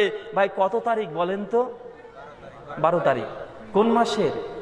রবিউল আউয়াল মাসে 12 তারিখ। একদম সহি হাদিস দ্বারা প্রমাণিত, কোনো মতনৈক্য নেই। হানাফি, শাফিঈ, মালিকি, হাম্বলি, দেওবন্দি, বেরলভী, জামাত ইসলামী যাই বলেন না কেন সবাই একমত 12 তারিখে আল্লাহ নবী মৃত্যুবরণ করেছেন। কিন্তু 12 তারিখে জন্মগ্রহণ করেছে এটা নিয়ে ওলেমাদের মধ্যে মতনৈক্য আছে। তো 12 তারিখে আপনি যে এই যে নাচ গান করতে করতে চলে যাচ্ছেন, কাওয়ালি বাজিয়ে চলে যাচ্ছেন, গজল গাইতে গাইতে চলে যাচ্ছেন, এলাকাতে খিচুড়ি রান্না করে হই হট্টগোল করে খাচ্ছেন, নবীর জন্মদিন পালন করছেন না মৃত্যুদিন? কোনটা করছেন ভাই বলেন তো? এই দিন সাহাবীরা না খেয়েছিল 12 রবিউল আউয়াল। মক্কা মদিনা সেই সময় আল্লাহর রাসূলের শহর, শুধুমাত্র চারিদিকে শুধু কান্না আর পানি, চোখের পানিতে ভেসে গেছে। 3 দিন পর্যন্ত কোনো খাবার নবীর পরিবারে হচ্ছে না, পাশের বাড়িতে খাবার দিয়ে যাচ্ছে। আর এই দিন 12 রবিউল আউয়াল মাসটাকে আপনি উদযাপন করছেন একদম হাসি ঠাট্টা দিয়ে, খাবারের পর খাবার, নানা রকম খাবার আসছে, নবীর নাকি জন্মদিন পালন করছেন। ভাই শয়তান আপনাকে ধ্বংস করার জন্য আপনাকে সূক্ষ্মভাবে কৌশল করে আপনাকে ভালোবাসার, নবীর ভালোবাসার নাম দিয়ে নবীর মৃত্যুদিন পালন করে নিচ্ছে কি না নিচ্ছে না একটু আপনি চিন্তা করবেন বিবেক দিয়ে, ইতিহাসের আলোকে একটু চিন্তা করে দেখেন আল্লাহর নবীর জন্মদিন পালন করছেন না আপনি মৃত্যুদিন উদযাপন করছেন। শয়তানের ধোঁকাতে আপনি পড়েছেন কিনা একটু আপনার কাছে জিজ্ঞাসা রাখলাম। এই দিন 12 রবিউল আউয়াল আল্লাহ রাসূল যখন মৃত্যুবরণ করেছে, দুনিয়া থেকে সম্পর্ক ছিন্ন হয়ে গেছে। সঙ্গে সঙ্গে ওমর বিন খাত্তাবের কাছে খবর এসেছে, এসে বলছে আল্লাহ রাসূল তো মৃত্যুবরণ করেছে। ওমর হাতে সেই তরবারি নিয়ে তখন বলছে যে ব্যক্তি বলবে আল্লাহর নবী আলাইহিস সালাম মৃত্যুবরণ করেছে তার গর্দনটাকে আমি ওমর একদম কেটে চৌচির করে দেব, একদম ছিন্ন ভিন্ন করে দেব। ভাই কে বলছে বলেন তো? ওমর বিন খাত্তাব, ইসলামের দ্বিতীয় খলিফা, প্রচন্ড মেজাজ। বিশ্ব নবীকে যেমন ভালোবাসতেন, তার সুন্নাতের বিন্দু পরিমাণে তিনি সরতে চাচ্তেন না। আল্লাহ নবী যা করেছে তাই করার চেষ্টা করতেন তার সামর্থ্য অনুযায়ী। দলিল সেই বুখারী হাদিস নাম্বার 1231-42 নম্বর হাদিস খোলেন। ওমর বিন খাত্তাব সাহাবীদেরকে বলছে, বড় বড় সাহাবী, হাজার হাজার সাহাবী আম্মা জান আয়েশার ঘরে আল্লাহ রাসূলের মৃত্যু ঘটেছে, একদম চারিদিকে ছেয়ে আছে। আল্লাহ রাসূলের মৃত্যু যেহেতু হয়ে গেছে, সাহাবীরা ভিড়ের পর ভিড় জমতে শুরু করেছে। আর ওমর বিন খাত্তাব একদম গেটের সামনে তরবারি নিয়ে দাঁড়িয়ে আছে 12 রবিউল আউয়াল, এই 12 তারিখে। কথা বুঝতে পারছেন? আর বলছে কি, যে বলবে আল্লাহ নবী মৃত্যুবরণ করেছে, আমি ওমর তার গর্দনটাকে উড়িয়ে দেবো, এই কথা বলছে। ওমরও কাঁদছে, কোন সাহাবী কথা বলে না, ভয় থরথর করে কাঁপছে, চোখ দিয়ে পানি চলে যাচ্ছে। কেন? ওমর বলেছে যদি আমরা বলে আল্লাহ রাসূল মৃত্যুবরণ করেছে, ওমর মেরে দিতে পারে, ওমর মেরে দিতে পারে। সাহাবীরা ভয়ে কিছু বলছে না, চোখ দিয়ে পানি অঝর ধরে, তাদের হৃদয়ে রক্তক্ষরণ হচ্ছে। এই 12 রবিউল আউয়াল এই তারিখে আবু বকর রাদিয়াল্লাহু তাআলা তিনি ছিলেন না, ক্ষেতের কাজে ছিলেন। তিনি সঙ্গে সঙ্গে ঘোড়ায় চড়ে দৌড় গতিতে ছুটে এসেছেন। এসে আম্মা জান আয়েশার ঘরে দেখছেন আল্লাহ রাসূলের মৃত লাশ মুবারকটা, শরীর মুবারকটা পড়ে আছে। সঙ্গে সঙ্গে চাদরটাকে তুলেছেন, আল্লাহ রাসূলের কপালে একটা চুম্বন দিয়েছেন। দেখছেন আবু বকর সত্যি আল্লাহ রাসূল আজকে 12 তারিখ রবিউল আউয়াল মাসে মৃত্যুবরণ করেছে। তিনিও কাঁদো কাঁদো অবস্থায় বাইরে এসে দেখছেন সমস্ত মানুষ শোকাহত, ভয়ে ভীত সন্ত্রস্ত। ওমর বিন খাত্তাব এর কারণে। কিন্তু আবু বকর তো আবু বকর, তিনি দেখছেন আল্লাহ নবী মৃত্যুবরণ করেছে। সাহাবীরা যদি এইভাবে থেকে যায় তাহলে ইসলাম শেষ হয়ে যেতে পারে। আবু বকর সঙ্গে সঙ্গে নবীর ওয়ারিসের মতো তিনি দাঁড়িয়ে গেলেন। সঙ্গে সঙ্গে বাইরে এসে দেখছেন পরিস্থিতি খুব কঠিন। সঙ্গে সঙ্গে ওমরকে বলছে, ওমর ইজলিস, ওমর তুমি বসো। ওমর বসলেন না। ভাই কয় তারিখের ঘটনা বলছি বলেন তো? কয় তারিখে? রবিউল আউয়াল মাসে 12 তারিখে। 1400 বছর আগেকার ঘটনাটাই বলছি আপনার সামনে। সঙ্গে সঙ্গে বলছে, ওমর ইজলিস, ওমর তুমি বসো। ওমর বসতে নারাজ, বসে না ওমর। আল্লাহ রাসূল মুহাম্মদ সাল্লাল্লাহু আলাইহি ওয়াসাল্লাম মৃত্যুবরণ করেছে। সঙ্গে সঙ্গে আবু বকর রাদিয়াল্লাহু তাআলা কন্ট্রোল করবেন কিভাবে এই পরিস্থিতিকে। ওমরের ভয় সমস্ত ভীত সন্ত্রস্ত। আবু বকর সঙ্গে সঙ্গে কোরআন পাঠ করতে শুরু করেছে। হামসানা পাঠ করে বলছে, আম্মা বাদ ফামান কানা মিনকুম ইয়াবুদুন মুহাম্মাদুন মুহাম্মাদুন কাদ মাত। হে দুনিয়াবাসী, তোমরা শুনে রাখো, যারা তোমরা নবীর ইবাদত করতে, জেনে রাখো আল্লাহর নবী তিনি আজকে মৃত্যুবরণ করেছে। আর তোমরা যারা আল্লাহর ইবাদত করতে, জেনে রাখো আল্লাহ হাইয়ুল কাইয়ুম, চিরঞ্জীব চিরস্থায়ী, আল্লাহর কোনো মৃত্যু নেই। যা তোমরা শুধু নবী মুহাম্মদকে দেখে ইসলাম গ্রহণ করেছে, ইসলামে পড়েছে, জেনে রাখো আজকে মুহাম্মদ সাল্লাল্লাহু আলাইহি ওয়াসাল্লাম মৃত্যুবরণ করেছে। এই কথা বলার পরে আবু বকর রাদিয়াল্লাহু তাআলা আনহু পবিত্র কোরআন সূরা আলী ইমরান সূরা নম্বর 3 আয়াত নম্বর 40 তিনি পাঠ করছেন, ওয়ামা মুহাম্মাদুন ইল্লা রাসূল কদ খালাত মিন কাবলিহি রাসূল আফা ইম্মাতা আও কুতিলা। মুহাম্মদ সাল্লাল্লাহু আলাইহি ওয়াসাল্লাম একজন রাসূল ছাড়া কিছুই না। তার পূর্বে অজস্র নবী রাসূল এসেছে, তারা মৃত্যুবরণ করেছে। এই মত অবস্থায় আল্লাহর নবী যদি মৃত্যুবরণ করে, হে সাহাবী, হে নবীর সঙ্গীরা, তোমরা কি ধর্ম ত্যাগ করে দিবে? তোর পেছনে চলে যাবে, ধর্মকে পরিত্যাগ করবে? কোরআন আয়াত পাঠ করছে কে? আবু বকর রাদিয়াল্লাহু তাআলা আনহু। ভাই কয় তারিখ বলেন তো? 12 রবিউল আউয়াল। যেই দিনটা আমাদের এই বাংলাদেশ, ভারত আর পাকিস্তানের মুসলিমরা উদযাপন করে, এই দিনটা সাহাবারা সবচেয়ে বেশি তারা দুঃখ পেয়েছেন, সবচেয়ে বেশি কেঁদেছেন, হৃদয়ে রক্তক্ষরণ হয়েছে। দিনটাকে তারা কোনোদিন দেখতে চায় নাই। এই দিনটা তাদের উপরে পাহাড়ের মতো পড়েছে। এতই দুঃখ, এতই কষ্ট। 12 রবিউল আউয়াল নবীর সাহাবী, যারা আসল সাহাবী, যারা আল্লাহর আসল ওলি, আল্লাহর আসল পীর, তারা এই দিনটাকে কি করেছিল? কান্নায় ভাসিয়ে দিয়েছিল। আর আজকের 12 রবিউল আউয়াল পালন হচ্ছে খিচুড়ি খেয়ে আর কাওয়ালি বাজিয়ে, রাস্তার মধ্যে একদম বড় বড় ঢাক ঢোল দিয়ে পেছনে পেছনে গিয়ে। হচ্ছে কি হচ্ছে না কথা বলেন? আসল আর নকলের কোন পার্থক্য দেখেছেন? আসল যারা, তারা কারা? সাহাবা, আল্লাহ রাসূলের সঙ্গে যারা ছিলেন, তারা দিনটাকে কেঁদেছেন, কেঁদে ভাসিয়ে দিয়েছেন। কারণ আল্লাহ রাসূল এই দিনে মৃত্যুবরণ করেছে, বিন্দু পরিমাণে সন্দেহ নেই। কিন্তু আল্লাহ রাসূল এই তারিখে যে জন্মগ্রহণ করেছে, সন্দেহ আর সন্দেহ, কেন জানেই না কেউ আসলে দিনে জন্মগ্রহণ হয়েছে কি হয়নি। ভাই বলেন তো, সেই মুসলিম খুলবেন 1164 নম্বর হাদিস। আল্লাহর নবীকে একজন সাহাবী এসে বলছে, ইয়া রাসূলুল্লাহ, আপনি সোমবারে আর বৃহস্পতিবারে কেন রোজা রাখেন? একজন সাহাবী এসে বলছে আল্লাহর নবীকে, আল্লাহ রাসূল, আপনি সোমবারে আর বৃহস্পতিবারে কেন সিয়াম রাখেন, রোজা পালন করেন? আল্লাহ রাসূল বলছেন যে আমি সোমবারে রোজা পালন করি এই জন্য, কারণ সোমবারে আমি জন্মগ্রহণ করেছিলাম। কোন বারে কথা বলেন? সোমবার। সোমবার আল্লাহ রাসূল জন্মগ্রহণ করেছেন, এই জন্য তিনি রোজা রাখতেন। আর বৃহস্পতিবারে এই জন্য আমি সিয়াম তথা রোজা পালন করি, ফাস্টিং করি, কারণ হচ্ছে এটা যে এক সপ্তাহের যত আমল, সমস্ত আমলগুলোকে জমা করে ফেরেশতা এসে আকাশে আল্লাহর কাছে নিয়ে যায়। কোন বারে? বৃহস্পতিবারে। আল্লাহ রাসূল জন্ম তারিখ সোমবার, এই জন্য শুকরিয়া স্বরূপ তিনি কি রাখতেন? রোজা। আমাদের উম্মত করে উল্টো, আল্লাহ রাসূল জন্মদিন অনুসারে তার রোজা বাদ দিয়ে করছে কি? পিকনিক শুরু করে দিয়েছে এক ধরনের। ভাই উল্টো না ভাই? আল্লাহ রাসূল কি জন্ম বৎসর পালন করেছে না জন্মবার পালন করেছে বলেন তো ভাই? যদি ধরে নিয়ে এটা জন্মবার বা জন্মবার না, তিনি সোমবারে সিয়াম রাখতেন, রোজা রাখতেন। কিন্তু আমাদের হুজুররা আশেকে রসুলের ভাব নিয়ে তারা বছরে একবার জন্মদিন পালন করছে, তারা খাওয়া দাওয়া করে। কিন্তু আল্লাহ রাসূল সোমবারে শুক্রবার স্বরূপ কি করতেন? রোজা রাখতেন। কিন্তু হুজুররা করছে কি? কাজ নেই, রোজা রেখে কষ্ট খাবো, লে এখন শুরু কর, খাওয়া দাওয়া কর। এটা নাকি ধর্ম? কেন? এটা উৎসব। সব জায়গায় উল্টো, প্রত্যেকটা জায়গাতে উল্টো। আমরা শেষ পর্যন্ত চলবে ভাই? ছেড়ে দেন, ছেড়ে দেন, ছেড়ে দেন ভাই। কার কার সমস্যা হলে সমস্যা হোক ভাই, ছেড়ে দেন। তো আপনাকে এটা বোঝানোর চেষ্টা করছি যে আমাদের সমাজে মূলত আলেম সমাজ কিছু আছে যাদের দায়িত্বহীনতার কারণেই সমাজের মধ্যে এখনো অনেকগুলো কুসংস্কার আছে, বা আছে না? আল্লাহ নবী তিনি বলছেন, সুনান তিরমিজি হাদিস নাম্বার 2072, মান তাওয়াল্লাকা তাইমাতান ফাকাদ আশরাকা। যে ব্যক্তি তাবিজ ঝোলালো, মাদুলি ঝোলানো, সে ব্যক্তি শিরিক করলো। কি করলো? কথা বলেন। শিরিক করলো। হুজুরের কাছে যান, হুজুর আমার মেয়েটা যেন কেমন কেমন করে, এ মাঝে ভয় পেয়ে যায়। তাই নাকি? আরে সর্বনাশ, তোর মেয়েকে জিনে ধরেছে। হুজুর আগে ভয় ধরিয়ে দিয়েছে, তোর মেয়েকে জিনে ধরেছে। হুজুর তাই? বলছে হ্যাঁ, তোর মেয়েকে জিনে ধরেছে। এ যেমন তেমন জিন না, এ হচ্ছে বাবরি মসজিদে ছিল, 700 বছর বয়স। আছে না ভাই?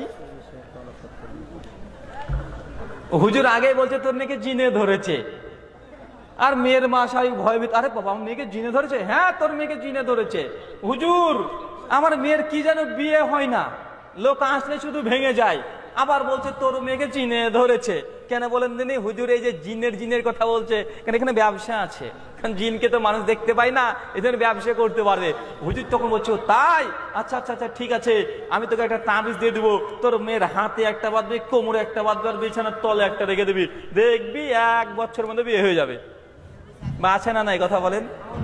তো কি লাগবে? বলছে কি আর লাগবে? দিস 2000 টাকা দিস, আর বিয়ে হয়ে গেলে 5000 দিয়ে দিস। হুজুর ব্যবসা। হুজুরকে বলেন হুজুর এই তাবিজ মাবিজ না দেখে ফু দেন না, ফু। বলে হুজুর দেখবেন ফু দিতে চাইবে না। কেন বলেন তো? আপনি ছেলে নিয়ে হুজুরের কাছে গিয়েছেন, হুজুর আমার ছেলেটা একটু অসুস্থ, একটু ফু দিয়ে দেন তো। এখন হুজুর পড়ছে, 3টে ফু দিয়ে 300 টাকা নেওয়া সম্ভব? কথা বলেন। হুজুর একটু প্রেস্টিজে বাঁধে, আরে বাবা 3টে ফু দিয়ে 300 টাকা চাওয়া যায়? তো এবু টাকা চাইতে তো লজ্জা লাগে। হুজুর করে দিলে কি কারামতি করে, ওই ফুটা না দিয়ে এখন তাবিজ তৈরি করে দিয়েছে। তো তাবিজে কি আছে? কোরআন মাজিদ আছে। তো ভাই বন্ধু, কোরআন মাজিদ যদি থাকে ওই তাবিজের মধ্যে, আপনি ওই তাবিজটা হাতে নিয়ে বা কোমরে নিয়ে আপনার স্ত্রীর সঙ্গে শারীরিক সম্পর্ক করেন কি করেন না? আপনি তখন নাপাক থাকেন কি থাকেন না? নাপাক অবস্থাতে কোরআন রাখা যাবে? কি বলছেন? আপনি পায়খানা ফিরতে গেছেন বাথরুমে, হাতে আছে আপনার কোরআন, আছে না নেই? কোরআন আছে। তো ভাই বলুন তো, এখন পায়খানাতে চলে গেলেন কোরআন মাজিদ নিয়ে, এটা জায়েজ হবে? একটু বিবেক দিয়ে ভাবেন। হুজুর এখানে ব্যবসা করছে, কারণ হুজুর তাবিজের ব্যবসা যদি বন্ধ করে, হুজুরের বছরে 10,000 টাকা লস যাবে কমপক্ষে। ছোট হুজুরের, বড় হুজুর হলে আলাদা ব্যাপার। পুরপুরাতে চলে যান, দেখেন তাবিজ আর তাবিজ এত বড় গামলা নিয়ে বসে থাকে, আসে শুধুমাত্র 50 টাকা দেয়, দিতে দিতে 10 জন লোক আছে, এত পরিমাণ তাবিজ মানে তারা বিক্রি করছে। কিন্তু আল্লাহ নবী তিনি বললেন কি? মান তাওয়াল্লাকা তাইমাতান ফাকাদ আশরাকা। যে ব্যক্তি তাবিজ ঝোলালো সে ব্যক্তি শিরক করলো। অনেকে বলে ভাই তাবিজ এটা খারাপ। কি খারাপ কি জানেন?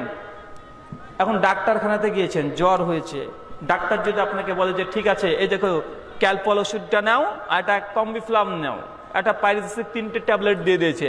এমন কোনো ব্যক্তিকে যদি দেখেন ওই ব্যক্তি এই ঔষধগুলোকে নিয়ে হাতে বেঁধে ঘুরে বেড়াচ্ছে বা মাজায় বেঁধে রেখেছে, ভাই ওকে কি বলবেন বলেন তো ভাই? কেউ যদি ও ডাক্তার ঔষধ দিয়েছে, ক্যাপসুল দিয়েছে, ভালো ভালো ক্যাপসুল, ও একদম মাজায় বেঁধেছে, আর যে সিরিজটা তার শরীরে ঢোকানোর দরকার ছিল ও হাতে বেঁধে নিয়েছে, ভাই বলতো তার রোগ বালা মুসিবত ভালো হবে? তো ভাই এটা কেন করেন না? কারণ ঔষধ জিনিসটাকে খেতে হয়।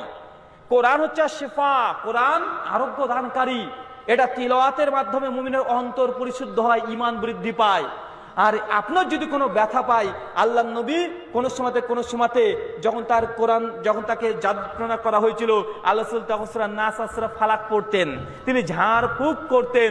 আপনার হাতে প্রচন্ড ব্যথা, আপনি সঙ্গে সঙ্গে সূরাতুল ফাতিহা পাঠ করেন, সঙ্গে সঙ্গে সরিষার তেল নেন বা জাইতুন তেল নেন বা আপনি কালজিরা তেল নেন, নেওয়ার পরে আপনি সঙ্গে সঙ্গে সূরা ফাতিহা পড়ে আপনি ফুঁক দেন, যেখানে ব্যথা সেখানে আপনি বারবার মালিশ করতে থাকেন, আল্লাহর উপরে বিশ্বাস রাখেন, ইনশাআল্লাহ আপনার ভালো হবে। এটা কাদের আমল? এটা নবীর আর সাহাবীদের আমলে। এইগুলো আপনার ছেলের প্রচন্ড ভয় ভীত সন্ত্রস্ত হয়ে গেছে, সূরা নাস ফালাক আয়াতুল কুরসি পড়েন, পানিতে ফুঁক দেন, ফুঁক দিয়ে আপনার ছেলেকে খাইয়ে দেন, ইনশাআল্লাহ আল্লাহ রাসূলের বিভিন্ন সহিহ সূত্রে হাদিসে প্রমাণিত আপনার আরোগ্য দান হবে, এখান থেকে দূরে থাকা যাবে। ভাই মনে রাখবেন, হুজুররা ব্যবসা করার জন্য তারা হাদিসকে কাটছাট করে নবী সুন্নাহকে বাদ দিয়ে হুজুররা নতুন নতুন তারা কি তৈরি করেছে? ব্যবসার জন্য কিছু আমল তৈরি করেছে, আর আপনাকে দিচ্ছে, আপনি টুকটুক করে খেয়ে নিচ্ছেন। কেন? আল্লাহর নবী তিনি কখনো তাবিজ দিয়েছেন কোনো প্রমাণিতই না। সাহাবা রাদিয়াল্লাহু তাআলা আনহুরা তাবিজ ব্যবহার করতেন, এটা কোনো প্রমাণ নেই। একটা বর্ণনা আছে সুনান আবু দাউদে, সনদ সহিহ না যায়িফ, একটাই বর্ণনা পাওয়া যায় তাবিজ প্রসঙ্গে, তারপরেও সনদটা সহিহ নয়। সহিহ হলেও ও হাদিসে তাবিজ প্রমাণিত হয় না। তার জন্য আমরা বলছি যে আল্লাহ রাসূলের আমল, সাহাবীদের আমল সেটা ছিল কি করা? ঝাড়ফুঁক করা। কি করা? ঝাড়ফুঁক করা। আর আমরা তাবিজ করেছি, এটা সাধারণ মানুষের উপকার নেই, এটা তো হুজুরের উপকার। কার উপকার? হুজুরের উপকার। আল্লাহ রাসূল মুহাম্মদ সাল্লাল্লাহু আলাইহি ওয়াসাল্লাম তার জীবদ্দশাতে তার সন্তান 3 জন মারা গেছে। কয়জন? 3 জন আল্লাহ রাসূলের সন্তান মৃত্যুবরণ করেছে তার জীবদ্দশাতে। ভাই কখনো 40 খানা দিয়েছে? মনে হয় দিয়েছে? কখনো তো দেয়নি। আল্লাহ রাসূল যখন তিনি স্বয়ং দুনিয়া থেকে চলে গেলেন, পৃথিবীর প্রথম খলিফা কে তখন? আবু বকর রাদিয়াল্লাহু তাআলা আনহু। 2.5 বছর খলিফা ছিল। ভাই বলুন তো, আল্লাহ রাসূলের এই মৃত্যুর জন্য 40 খানা বা 11 দিনের খানা বা বাৎসরিক খানা দিয়েছে, এমন কোন প্রমাণ আছে? কথা বলেন। আচ্ছা আচ্ছা, তার মানে বুঝতে হবে যে আল্লাহ রাসূল তিনি যখন মৃত্যুবরণ করলেন, আবু বকর রাদিয়াল্লাহু তাআলা আনহু তিনি কখনোই এই 40 খানা করেনি, বাৎসরিক খানা করেনি বাপকে জান্নাতে ঢোকানোর জন্য। আমরা মনে করি 40 দিলে মানে বাপ জান্নাতে ফুটবল খেলবে, বুঝেন না? বাপ মারা গেছে, ছেলে তো কোনোদিন মসজিদে যায়ও না, নামাজে পড়ে না, আর তখন যখন বাপ মারা গেছে তার 1 সপ্তাহ পর বসে গেছে 4 বেটা একসঙ্গে, আব্বা তো মারা গেছে, ভাই কি করা যায়? বড় ভাই তুই কি করবি? তা আমি যা গরু দিয়ে দিব। ছোট ভাই তুই কি দিবি? ভাই আমার তো ব্যবসা খারাপ যাচ্ছে, কি করবি তুই? মিষ্টি আর দইটা আমার।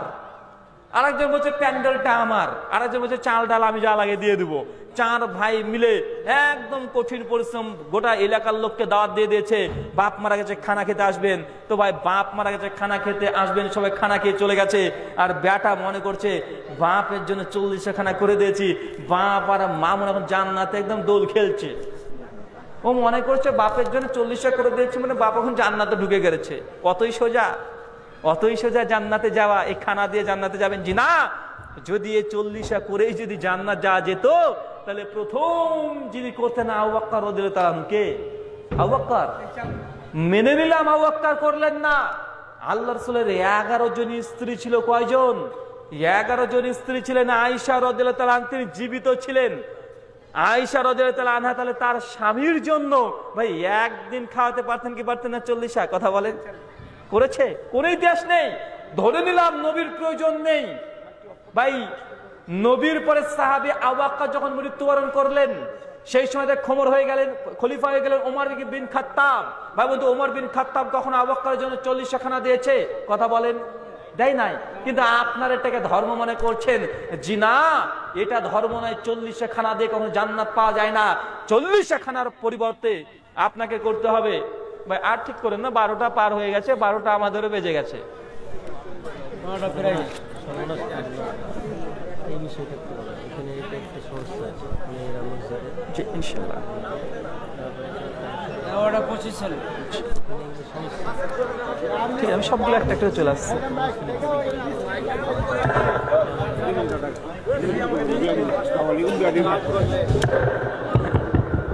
হ্যালো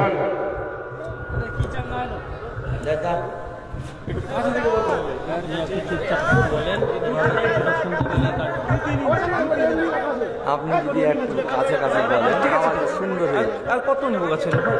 মানে আপনাকে মাইক্রোফোন ফলো করে কথাটা বলতে হবে। এটা বন্ধ করে ছেড়ে দেন যা হবে হবে ভাই। এই তো হয়ে গেছে আবার কি নাকি? এ চলতে চলতে হয়ে যাবে।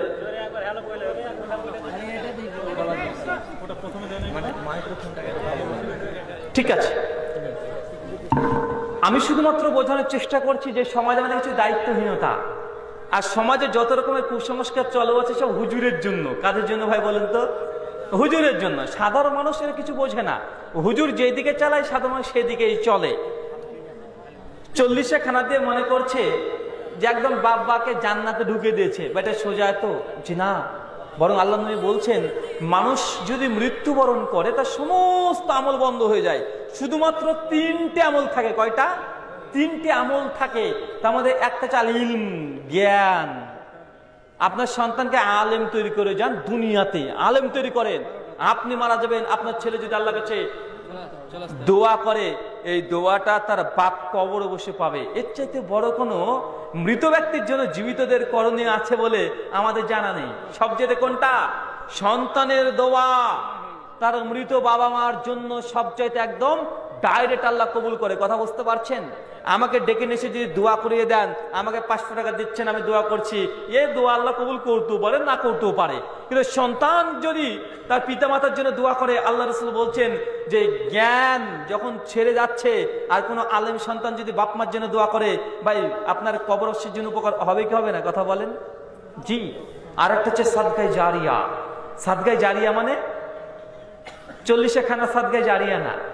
সাদকায়ে জারিয়া মানে হচ্ছে এমন একটা সাদকা করেছেন যেটা চলতে থাকে, চলন্ত একটা সাদকা।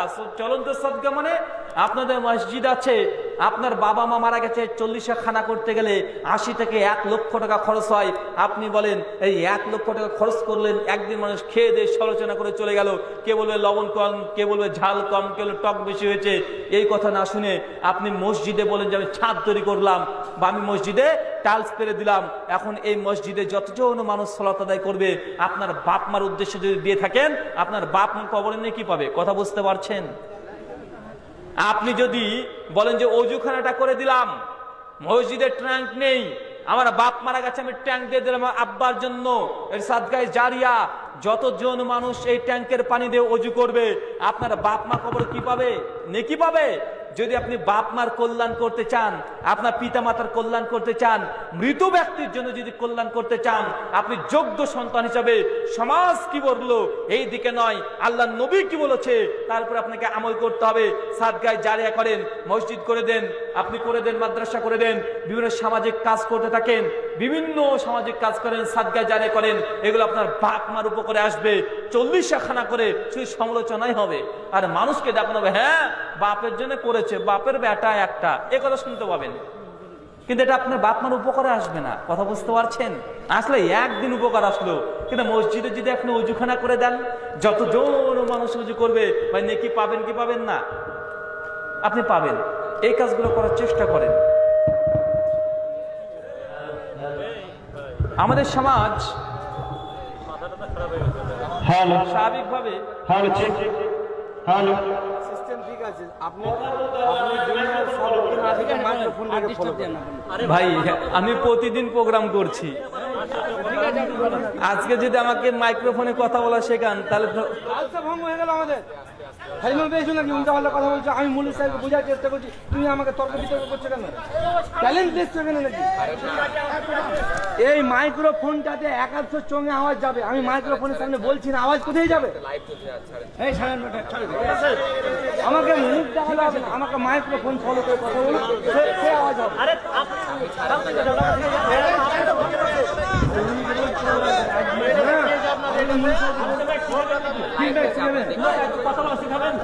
আবার যাচ্ছে না সমস্ত লোক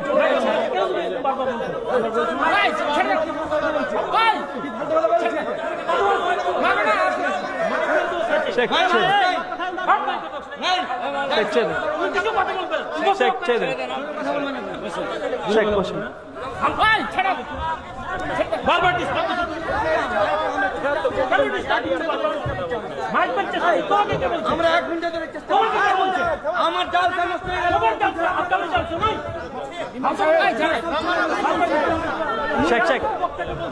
শেখ বসেন, শেখ বসেন, শেখ বসেন, শেখ বসেন।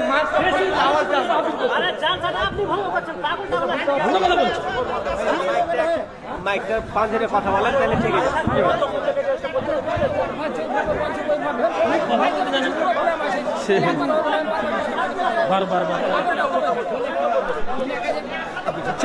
ছেড়ে দেন ভাই, আপনি বলেন, আপনারা চুপচাপ শুনুন।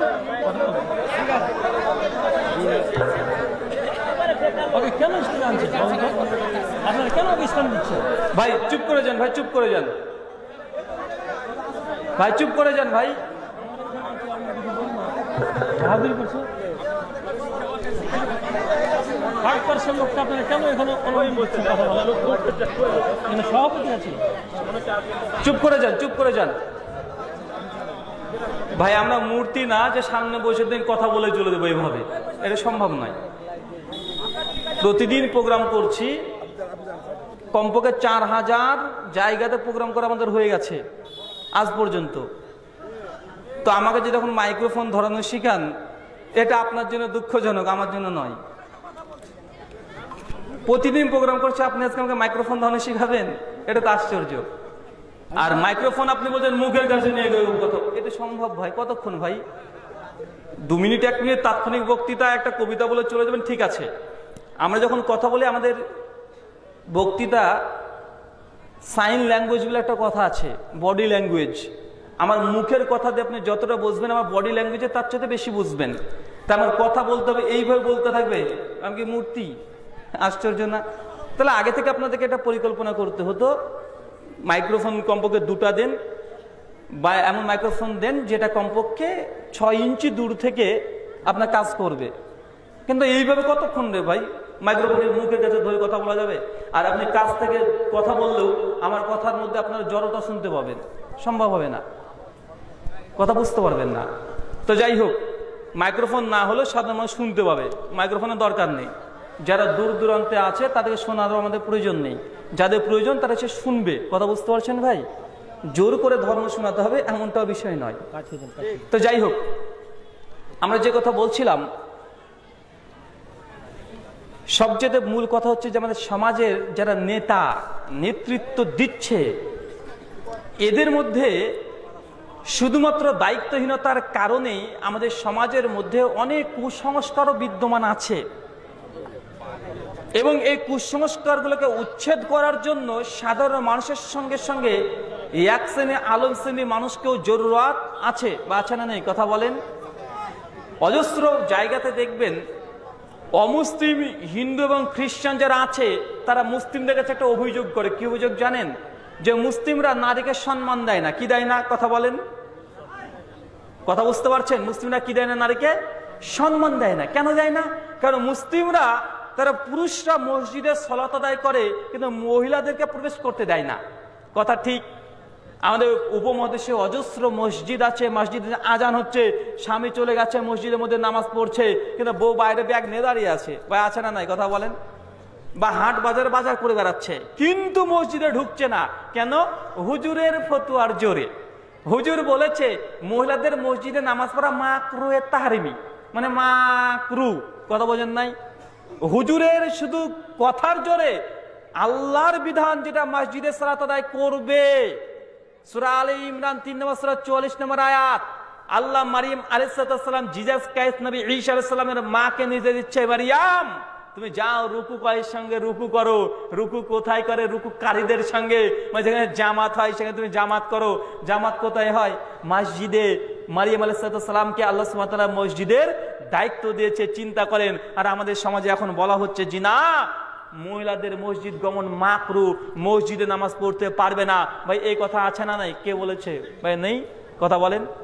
এর জন্য অমুসলিম নন মুসলিম যারা আছে নাস্তিক, তারা মুসলিমদেরকে অভিযোগ করে যে আমরা হিন্দু, দেখো আমরা মন্দিরে যাই ছেলে মেয়ে একসঙ্গে, কোনো ভেদাভেদ নেই। খ্রিস্টানরা গির্জায় যায় ছেলে মেয়ে মিলে, কোনো ভেদাভেদ নেই।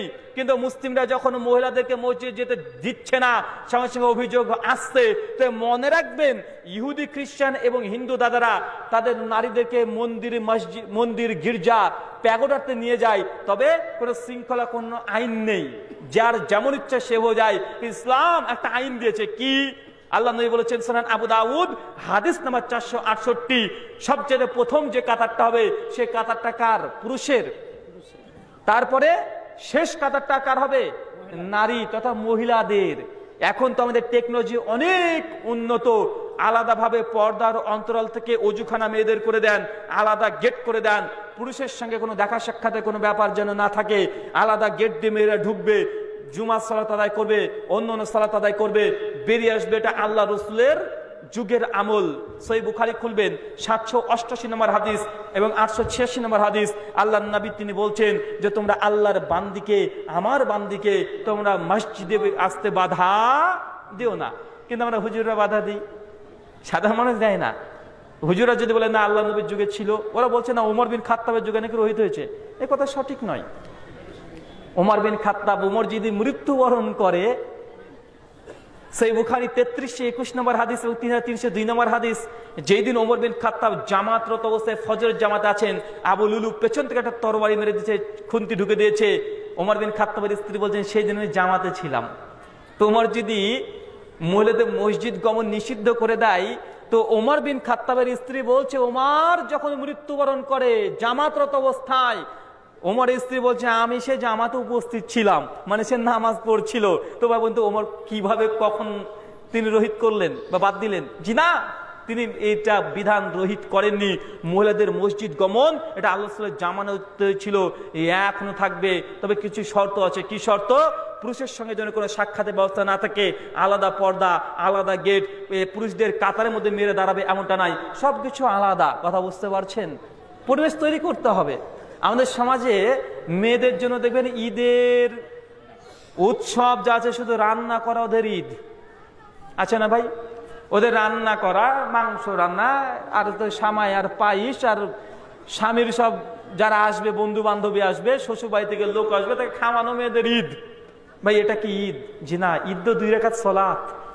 কি ভাই? ঈদ 2 রাকাত সালাত, নামাজ পড়া, সবাই একসঙ্গে গিয়ে ঈদগাহতে খুশি আনন্দ উদযাপন করে সালাত আদায় করবে, এটা হচ্ছে ঈদ। এটা হচ্ছে মুসলিমদের ঈদ। তবে হ্যাঁ, এটা পুরুষের ঈদ, কিন্তু মেয়েদের ঈদ শুধু আখাত করে সারাদিন রান্না কর। মেয়েদেরকে আন্দোলন করা উচিত যে আমাদের কাজ শুধু ঈদের দিন রান্না করা না, আমাদের নামাজ পড়াটাও, এবং জামাতের সঙ্গে এলাকার যারা মুসল্লি আছে তাদের দায়িত্ব মেয়েদের জন্য ঈদগাহ আলাদাভাবে তৈরি করা। যদি সম্ভব না হয়, আপনাদের ঈদগাহ পেছনটা পুরো একদম কালো তিরপল দিয়ে একদম ঘিরিয়ে দেন, তারপরে মেয়েদের জন্য আলাদা গেট করেন, আলাদা ব্যবস্থা করেন, তারা সালাত আদায় করবে। এটা আল্লাহ রাসূলের হুকুম। সহিহ বুখারী 901-2-3 নম্বর হাদিস, আল্লাহর নবী বলেছেন, একজন মেয়ে বলছে আল্লাহ রাসূল, আমরা যদি হায়েজ অবস্থায় থাকি, ঋতুস্রাব অবস্থায় থাকি, তারপরে কি ঈদের গাহে যাব, ঈদের নামাজ পড়তে যাব? আল্লাহ নবী বলছে জি হ্যাঁ, তুমি যদি ঋতুস্রাব অবস্থায় থাকো তবুও তুমি ঈদগাহতে যাবে, তবে তুমি নামাজ পড়বে না, তোমরা দোয়াতে অংশগ্রহণ নিবে। দেখেন আল্লাহ রাসূলের কত বড় আদেশ। হায়েজ ঋতুস্রাব থাকলেও তাদেরকে আল্লাহ নবী বলছে যে তুমি যাবে, তারা নামাজ পড়বে না, আলাদাভাবে তাদের ব্যবস্থা করবেন। অনেক মেয়ে হতে পারে যাদের ঋতুস্রাব আছে, মেয়েদের প্যান্ডেলের মধ্যে একটা কোণা করে দিয়ে ঘিরে দিবেন। যারা ঋতুস্রাব অবস্থায় আছে, অপবিত্র অবস্থায় থাকবে, তাদের জন্য আলাদা বসার জায়গা করবেন। এটা হচ্ছে বিধান। আল্লাহর নবী তিনি মেয়েদেরকে ঈদগাহে নিয়ে আসতেন। যে হুজুর ফতোয়া দেয় যে না মেয়েরা এখন আসা আছে ফিতনা, জি ভাই ফিতনা না, ওই হুজুর এবার বক্তৃতা দেয় যে আল্লাহ রাসূল ঈদের দিন খুতবা দেওয়ার পরে এমন ভাবে দোয়া করলেন, হযরত বেলাল রাদিয়াল্লাহু তাআলা আনহু সঙ্গে সঙ্গে চলে গেলেন, সুর দিয়ে বক্তৃতা দিচ্ছে হুজুর, দিয়ে বলছে যে মায়েদের কানের যা ছিল সব বেলালকে দিয়ে দিল। হুজুর বলছে দেখেন মেয়েদের মসজিদে যাওয়া যাবে না, মেয়েদের ঈদগাহে যাওয়া মাকরু। আবার হাদিস বলছে যে আল্লাহ রসুল এমন খুতবা দিলেন ঈদের নামাজের পরে, বেলালের কাছে মেয়েরা সব কানে দুল, নাকের ফুল সব দিয়ে দিল। তো মেয়েরা তার মানে জামাতে গিয়েছিল রে বেটা, বোঝেন না? হুজুর এটা দিয়ে কেঁদে কেঁদে ওয়াজ করে নিজের পকেটে টাকা ঢুকে নিচ্ছে। কিন্তু এই হাদিস দিয়ে যে প্রমাণ এটা হয়ে যাচ্ছে মেয়েরা সেই দিন তার মানে ঈদগাহেতে নামাজ পড়তে এসেছিল, নচেত আলোচনা খুতবা শুনলোই কিভাবে, বেলাল তাদের কাছে গেলই কিভাবে, আর কিভাবে এবার টাকা পয়সা নিয়ে আসলো, কথা বুঝতে পারছেন? হুজুর বলছে যে না, মেয়েদের এখন ঈদগাহ আর মসজিদে আসা ফিতনা, মানে আল্লাহর ঘর মসজিদ আসবে ফিতনা। কিন্তু ভোট দিতে গেলে হুজুরের ফতোয়া নেই, আছে? কথা বলেন। লাইন দিয়ে ভোট দিচ্ছে, হুজুরও দিচ্ছে, হুজুরের বউও দিচ্ছে, তখন আর ওটা মাকরু হয় না। স্বাস্থ্য সাথী হাজার রকমের কার্ড তৈরি করার জন্য বিডিও অফিসে তার স্ত্রীকে নিয়ে চলতে চলতে জুতো ক্ষয় হয়ে গেল, এখানেও মাকরু হুজুরের ফতোয়া আসে না। ও হুজুর দেখবেন ঈদের মার্কেট করে যাচ্ছে, এটাও হারাম ফতোয়া কিছু আসে না, কিন্তু মসজিদে নাকি ফিতনা, আল্লাহর ঘরে নাকি ফিতনা। আমি বলি হুজুরকে, হুজুর শোনেন, আপনাদের এলাকার সবচেয়ে বড় মাতাল যে আছে, মদখোর মাতাল, ওই ব্যক্তিকে বলবি ভাই এদের তোকে 10,000 টাকা দিলাম আর 1 বোতল মদ দিলাম, এটা খেয়ে মসজিদের ধাপিতে একটু বসত, দুর্বর্গ থেকে পালিয়ে যাবে। ভাই পালাবে না? কথা বলেন তো। আল্লাহর ঘর মসজিদে একটা মদখোর, সে মদ খেতেও চায় না, আর আল্লাহর ঘর মসজিদে মুসল্লিরা যারা নামাজ পড়তে যাবে তারা ফিতনা করবে, এটা হয় কিভাবে? কিন্তু হুজুর তার বউকে নিয়ে ঈদগাহতে যা তার জন্য মাকরু হচ্ছে, কিন্তু বাজার করছে, ভাই তখন ফিতনা হয় না? কথা বলেন, কথা বুঝতে পারছেন? ওই হুজুর ফতোয়া দিচ্ছে যে মহিলাদের মসজিদে আসা মাকরু, কিন্তু হুজুর যেখানে বসে বক্তৃতা দিচ্ছে পাশে মেয়ের আবার রাত 12টা 1টা 2টো পর্যন্ত ওয়াজ শুনছে। ওয়াজ শোনা ফিতনা হয় না রাত্রিবেলাতে, কিন্তু নামাজ পড়তে আসবে মেয়েরা ঈদগাহে, এটা নাকি ফিতনা? বা এটা হতে পারে? কিসের ফতোয়া দেখেন, আজীব ব্যাপার। তার মানে আমরা এই জন্যই বলি, স্বাভাবিক ভাবে বলি যে আমাদের কিছু ফতোয়ার জোর, হুজুরের কণ্ঠ, হুজুরের জোরে অনেক সুন্নাহ, অনেক আদেশ, আল্লাহর উপদেশ, আল্লাহর নবীর আদেশ উপদেশ সমাজ এখন অবহেলিত হয়ে আছে। অজস্র, কতগুলো দেখাবেন, অনেকগুলো বলতে গেলে শেষ হবে না। যে আমাদের সমাজের মধ্যে অনেকগুলো এমন ভাবে চলে আসছে যে আল্লাহ রসুলের হুকুম আছে এমন, আর হয়ে গেছে সমাজে আর এক রকমের। মহান সত্তা আল্লাহর কাছে দোয়া, এই প্রার্থনা, আল্লাহ সুবহানাহু ওয়া তাআলা তুমি মুসলিম উম্মাহকে এই কথাগুলো বোঝা তৌফিক দান করো। সকলে পড়ি আল্লাহুম্মা আমিন। মহান সত্তা আল্লাহর কাছে দোয়া, এই প্রার্থনা, আমরা যে কথাগুলো বললাম আল্লাহ তুমি এই কথাগুলো মানুষকে সাদরে গ্রহণ করা তৌফিক দান করো। সকলে পড়ি আল্লাহুম্মা আমিন। কি পকেটে নিয়ে নেন? আচ্ছা, পরে দোয়া হবে পরে। জি শেখ, আমাদের একজন ভাই, দিনী ভাই, তিনি মসজিদ উন্নতি কল্পে কিছু অর্থ দান করেছে। আল্লাহ সুবহানাহু ওয়া তাআলা তার এই দানটাকে তুমি কবুল করে নাও। সকলে বলি আল্লাহুম্মা সাল্লি আলাইহি, আল্লাহুম্মা বারিক আলাইহি। ভাই প্রশ্ন করেছেন কবরস্থানে চটি পরে যাওয়া যাবে কি যাবে না? সুনান আবু দাউদের একটা হাদিস আছে এবং ইবনু মাজাহ আল্লাহর নবী বলেছেন তোমরা কবরের উপরে চলাচল করো না, কবরের উপরে তোমরা ফুল দিও না, ওঠানামা করো না। আর একটা হাসান সনদে আলবানী রাহিমাহুল্লাহ হাসান বলেছেন যে কবর স্থানের মধ্যে যেটা কবরস্থান, ওই কবরস্থানে চটি পরে জুতো পরে হাঁটাহাঁটি করতে নিষেধ করেছে। কিছু কিছু ওলামা বলেছে এই হাদিসটা মানসিক হয়ে গেছে, কেউ বলেছে মানসিক হয়নি, ওলামাদের মধ্যে মতনৈক্য আছে। তার জন্য সতর্কতার কারণে কবরস্থান যেটা আছে আপনার জুতো পরিত্যাগ করে যাবেন, এটাই আমাদের কাছে বেশি গ্রহণীয় মনে হয়েছে। আর সালাত যখন আদায় করছেন জুতো যদি পরিষ্কার পরিচ্ছন্ন থাকে, সেই সময়তে জানাজার সময়তে যদি জুতো পরিধান করা থাকে, যদি জুতো নাপাক পরিষ্কার পরিচ্ছন্ন থাকে আপনি পড়তে পারেন। সুনান আবু দাউদ হাদিস নাম্বার 666। জি শেখার কিছু আছে? মাটি দেওয়ার সময়তে আমাদের সমাজে দেখবেন সাধারণত যে দোয়াটা বলা হয় মিনা খালাকনাকুম, এই দোয়াটা পরে মাটি দেওয়া যাবে কি যাবে না? ভাই আসলে এটা মাটি দোয়ার দোয়া হিসেবে আল্লাহ রাসূল কোনোদিন বলেওনি, তিনি করেওনি, সাহাবীরাও বলেনি এটা মাটি দেওয়ার দোয়া। আসলে এটা পবিত্র কোরআন সূরা তাহা সূরা 20 আয়াত নম্বর 55 নম্বর আয়াতে আল্লাহ এই আয়াতটা নাযিল করেছে, যার বাংলা অর্থ যদি আপনারাও জানেন আপনারা তখন বলবেন যে না এটা মাটি দেওয়া দোয়া হতে পারে না। যে দোয়াটা পড়ছেন এই দোয়াটা বাংলা মানে কি জানেন? আমি তোমাকে মাটি থেকে সৃষ্টি করেছি, এই মাটিতে তুমি ফিরে গেলে এই মাটি থেকে তোমাকে তুলবো, মিনহা খলাকনাকুম। তার অর্থ কি? এই মাটি থেকে তোমাকে আমি সৃষ্টি করেছি, কুম তোমাকে আমি সৃষ্টি করেছি। যে ব্যক্তি মাটি দিচ্ছে, যে ব্যক্তিকে, মৃত ব্যক্তিকে মাটি দেওয়ার সময় আপনি বলছেন এই মাটি নিয়েছেন, মাটি দিচ্ছেন, মিনা খালাকনাকুম, মানে কি বলছেন জানেন বাংলাতে? এই তোকে আমি মাটি থেকে সৃষ্টি করেছি। আপনি সৃষ্টি করেছেন ভাই? আবার বলছেন এই মাটিতে তুই ফিরে গেলি, আমি তোকে মাটি থেকে তুলবো। ভাই আপনি তুলবেন? এটা যদি বাংলা মানেটাও জানেন তাহলে আপনি বুঝবেন এটা কি। এটা মাটি দেওয়া, দোয়া তো দূরে কথা, কুফরি বাক্য। এটা আল্লাহ কোরআন মাজিদে বলছে যে তোকে আমি মাটি থেকে তুলেছি, মাটি থেকে সৃষ্টি করেছি, যেমন আদমকে তৈরি করেছি। মাটিতে তুই ফিরে গেলি মানে কবরে তুই গেলি, আবার এই কবর থেকে তোকে তুলবো, রিজারেকশন করবো, পুনরুত্থান ঘটাবো। এটা আল্লাহর কথা, কোন বান্দা বলছে। বা এটা শিরক কি শিরক নয়? এটা কুফরি হয়ে যাবে। মাটি দেওয়ার জাস্ট একটা কথাই আছে, শুধু বিসমিল্লাহ এই শব্দ বলবেন। কি বলবেন? বিসমিল্লাহ বলে 3 বার আপনি মাটি দিতে পারেন। এতটা সুন্নাহ দ্বারা প্রমাণিত। বিস্তারিত জানার জন্য শেখ আসাদুল্লাহ আল গালিবের একটা বই আছে সলাতুর রসুল, এই বইটা জানাজা অধ্যায়টা পড়ে নেন। আর একটা বাংলাতে অনুবাদ হয়ে গেছে, আল্লামা নাসিরুদ্দিন আলবানী রাহিমাহুল্লাহ আহকামুল জানাইজ, গোটা বইটা পড়েন, অজস্র জিনিস শিখতে পারবেন। জি, কবরে আজান দেওয়া যাবে কি যাবে না? এটা তো একদম লেটেস্ট বিদআত। একজন হুজুরকে জিজ্ঞেস করছে, হুজুর কবরে আজান দিচ্ছেন কি ব্যাপার, কি সমস্যা? বাপ দাদুর আমলে তো দেখিনি। অন্য সময় বলেন যে বাপ দাদু পূর্বপুরুষদের করে আসছে তাই আমরা করছি। তবে আপনাদের বাপ দাদু কখনো দেখেছেন বাপ দাদুর আমলে যে কবর স্থানে আজান দিচ্ছে? আজান একটা শব্দ আছে, হাইয়া আলাস সালাহ, নামাজের জন্য এসো। আরে ভাই সবাই এখন মরে পড়ে আছে, কে এখন কবরস্থানে নামাজ পড়তে আসবে বলেন তো? আমরা যারা বাঙালি তারা আরবি না জানার কারণে বা আরবির বাংলাটা না জানার কারণে সবচেয়ে বেশি হুজুররা আমাদেরকে টুপি পরিয়ে পকেট তারা লোড করে নাই। কথা বোঝেন নাই? শুধুমাত্র আরবি থেকে বাংলা না করতে পারার জন্য। যখন বলছে হাইয়া আলাস সালাহ আজানের মধ্যে, মানে কি? নামাজের জন্য এসো। হাইয়া আলাল ফালাহ, সাফল্যের জন্য এসো, তোমার সফলতার জন্য এসো। তো কবরস্থানে কাকে নামাজ পড়ার জন্য ডাকছেন? যাকে জিজ্ঞাসা করলাম যে ভাই এই কবরস্থানে যে আজান দিচ্ছেন কেন দিচ্ছেন, হুজুর তখন যুক্তি দিচ্ছে আমাকে, আমি যেটা শুনেছি আমাদের গ্রামে। উনি তখন বলছেন, আরে মৌলভী সাহেব জানেন কবরে আজান দিচ্ছি এই জন্য, যখন মাইয়েতকে কবরে রাখা হয় সেই সময়তে ফেরেশতা আসে প্রশ্ন করার জন্য। 3টে প্রশ্ন হবে। ওই সময়তে কবরের মধ্যে একটা শয়তানও ঢুকে যায়।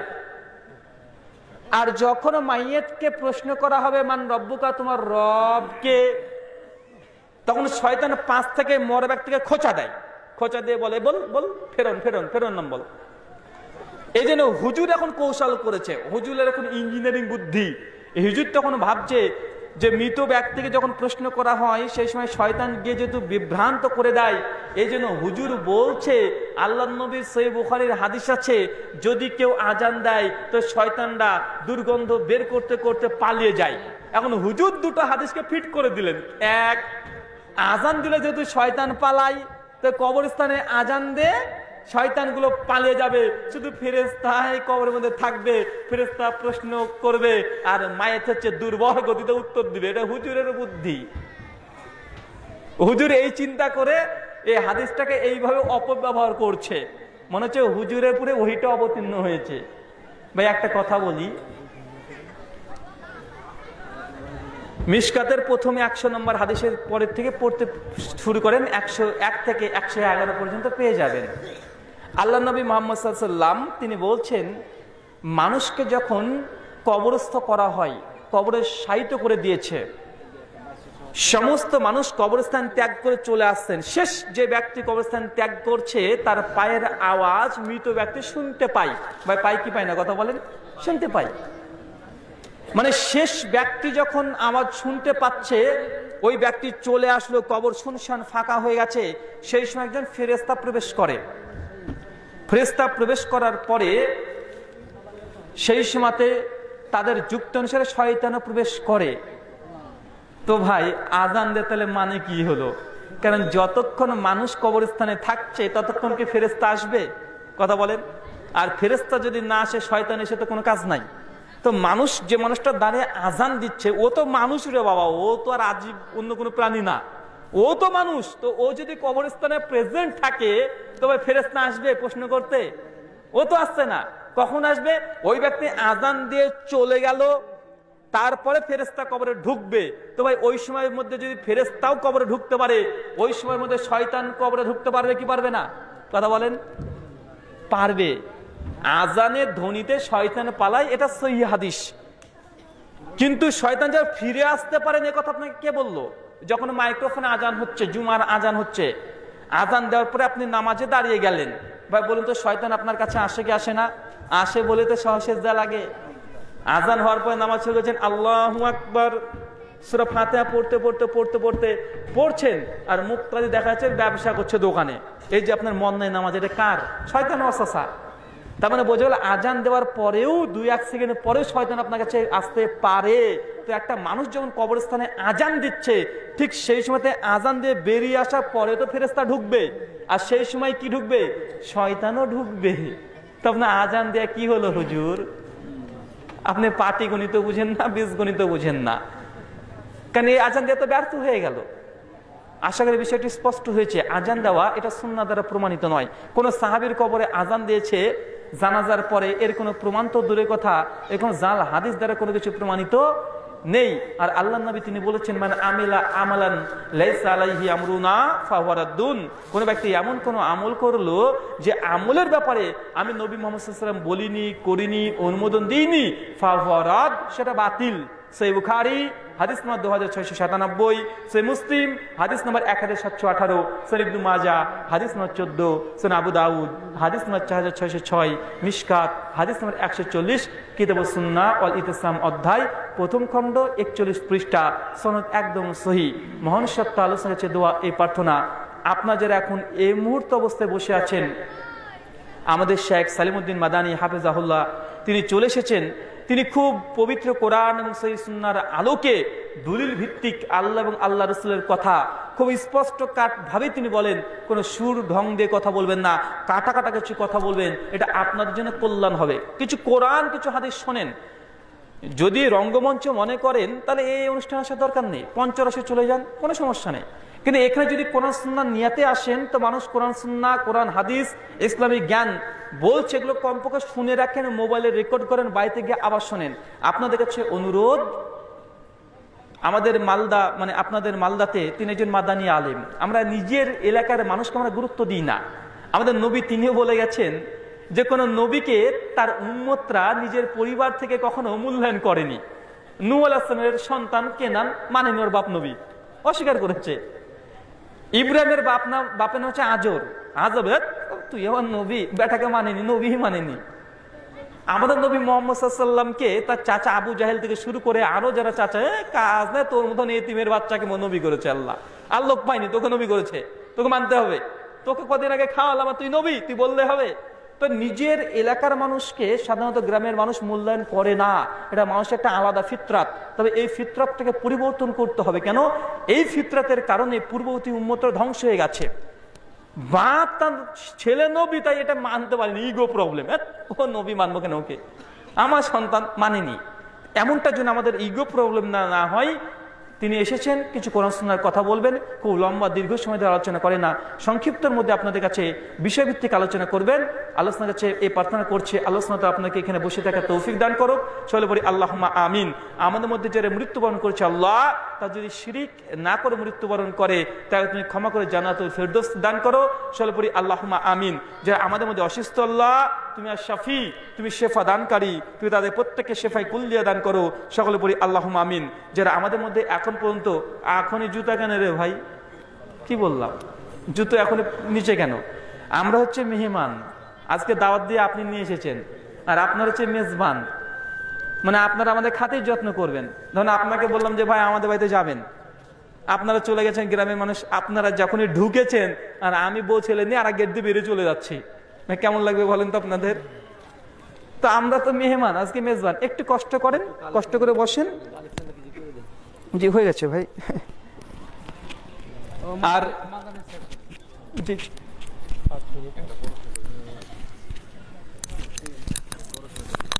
চলে এসছে এখন আর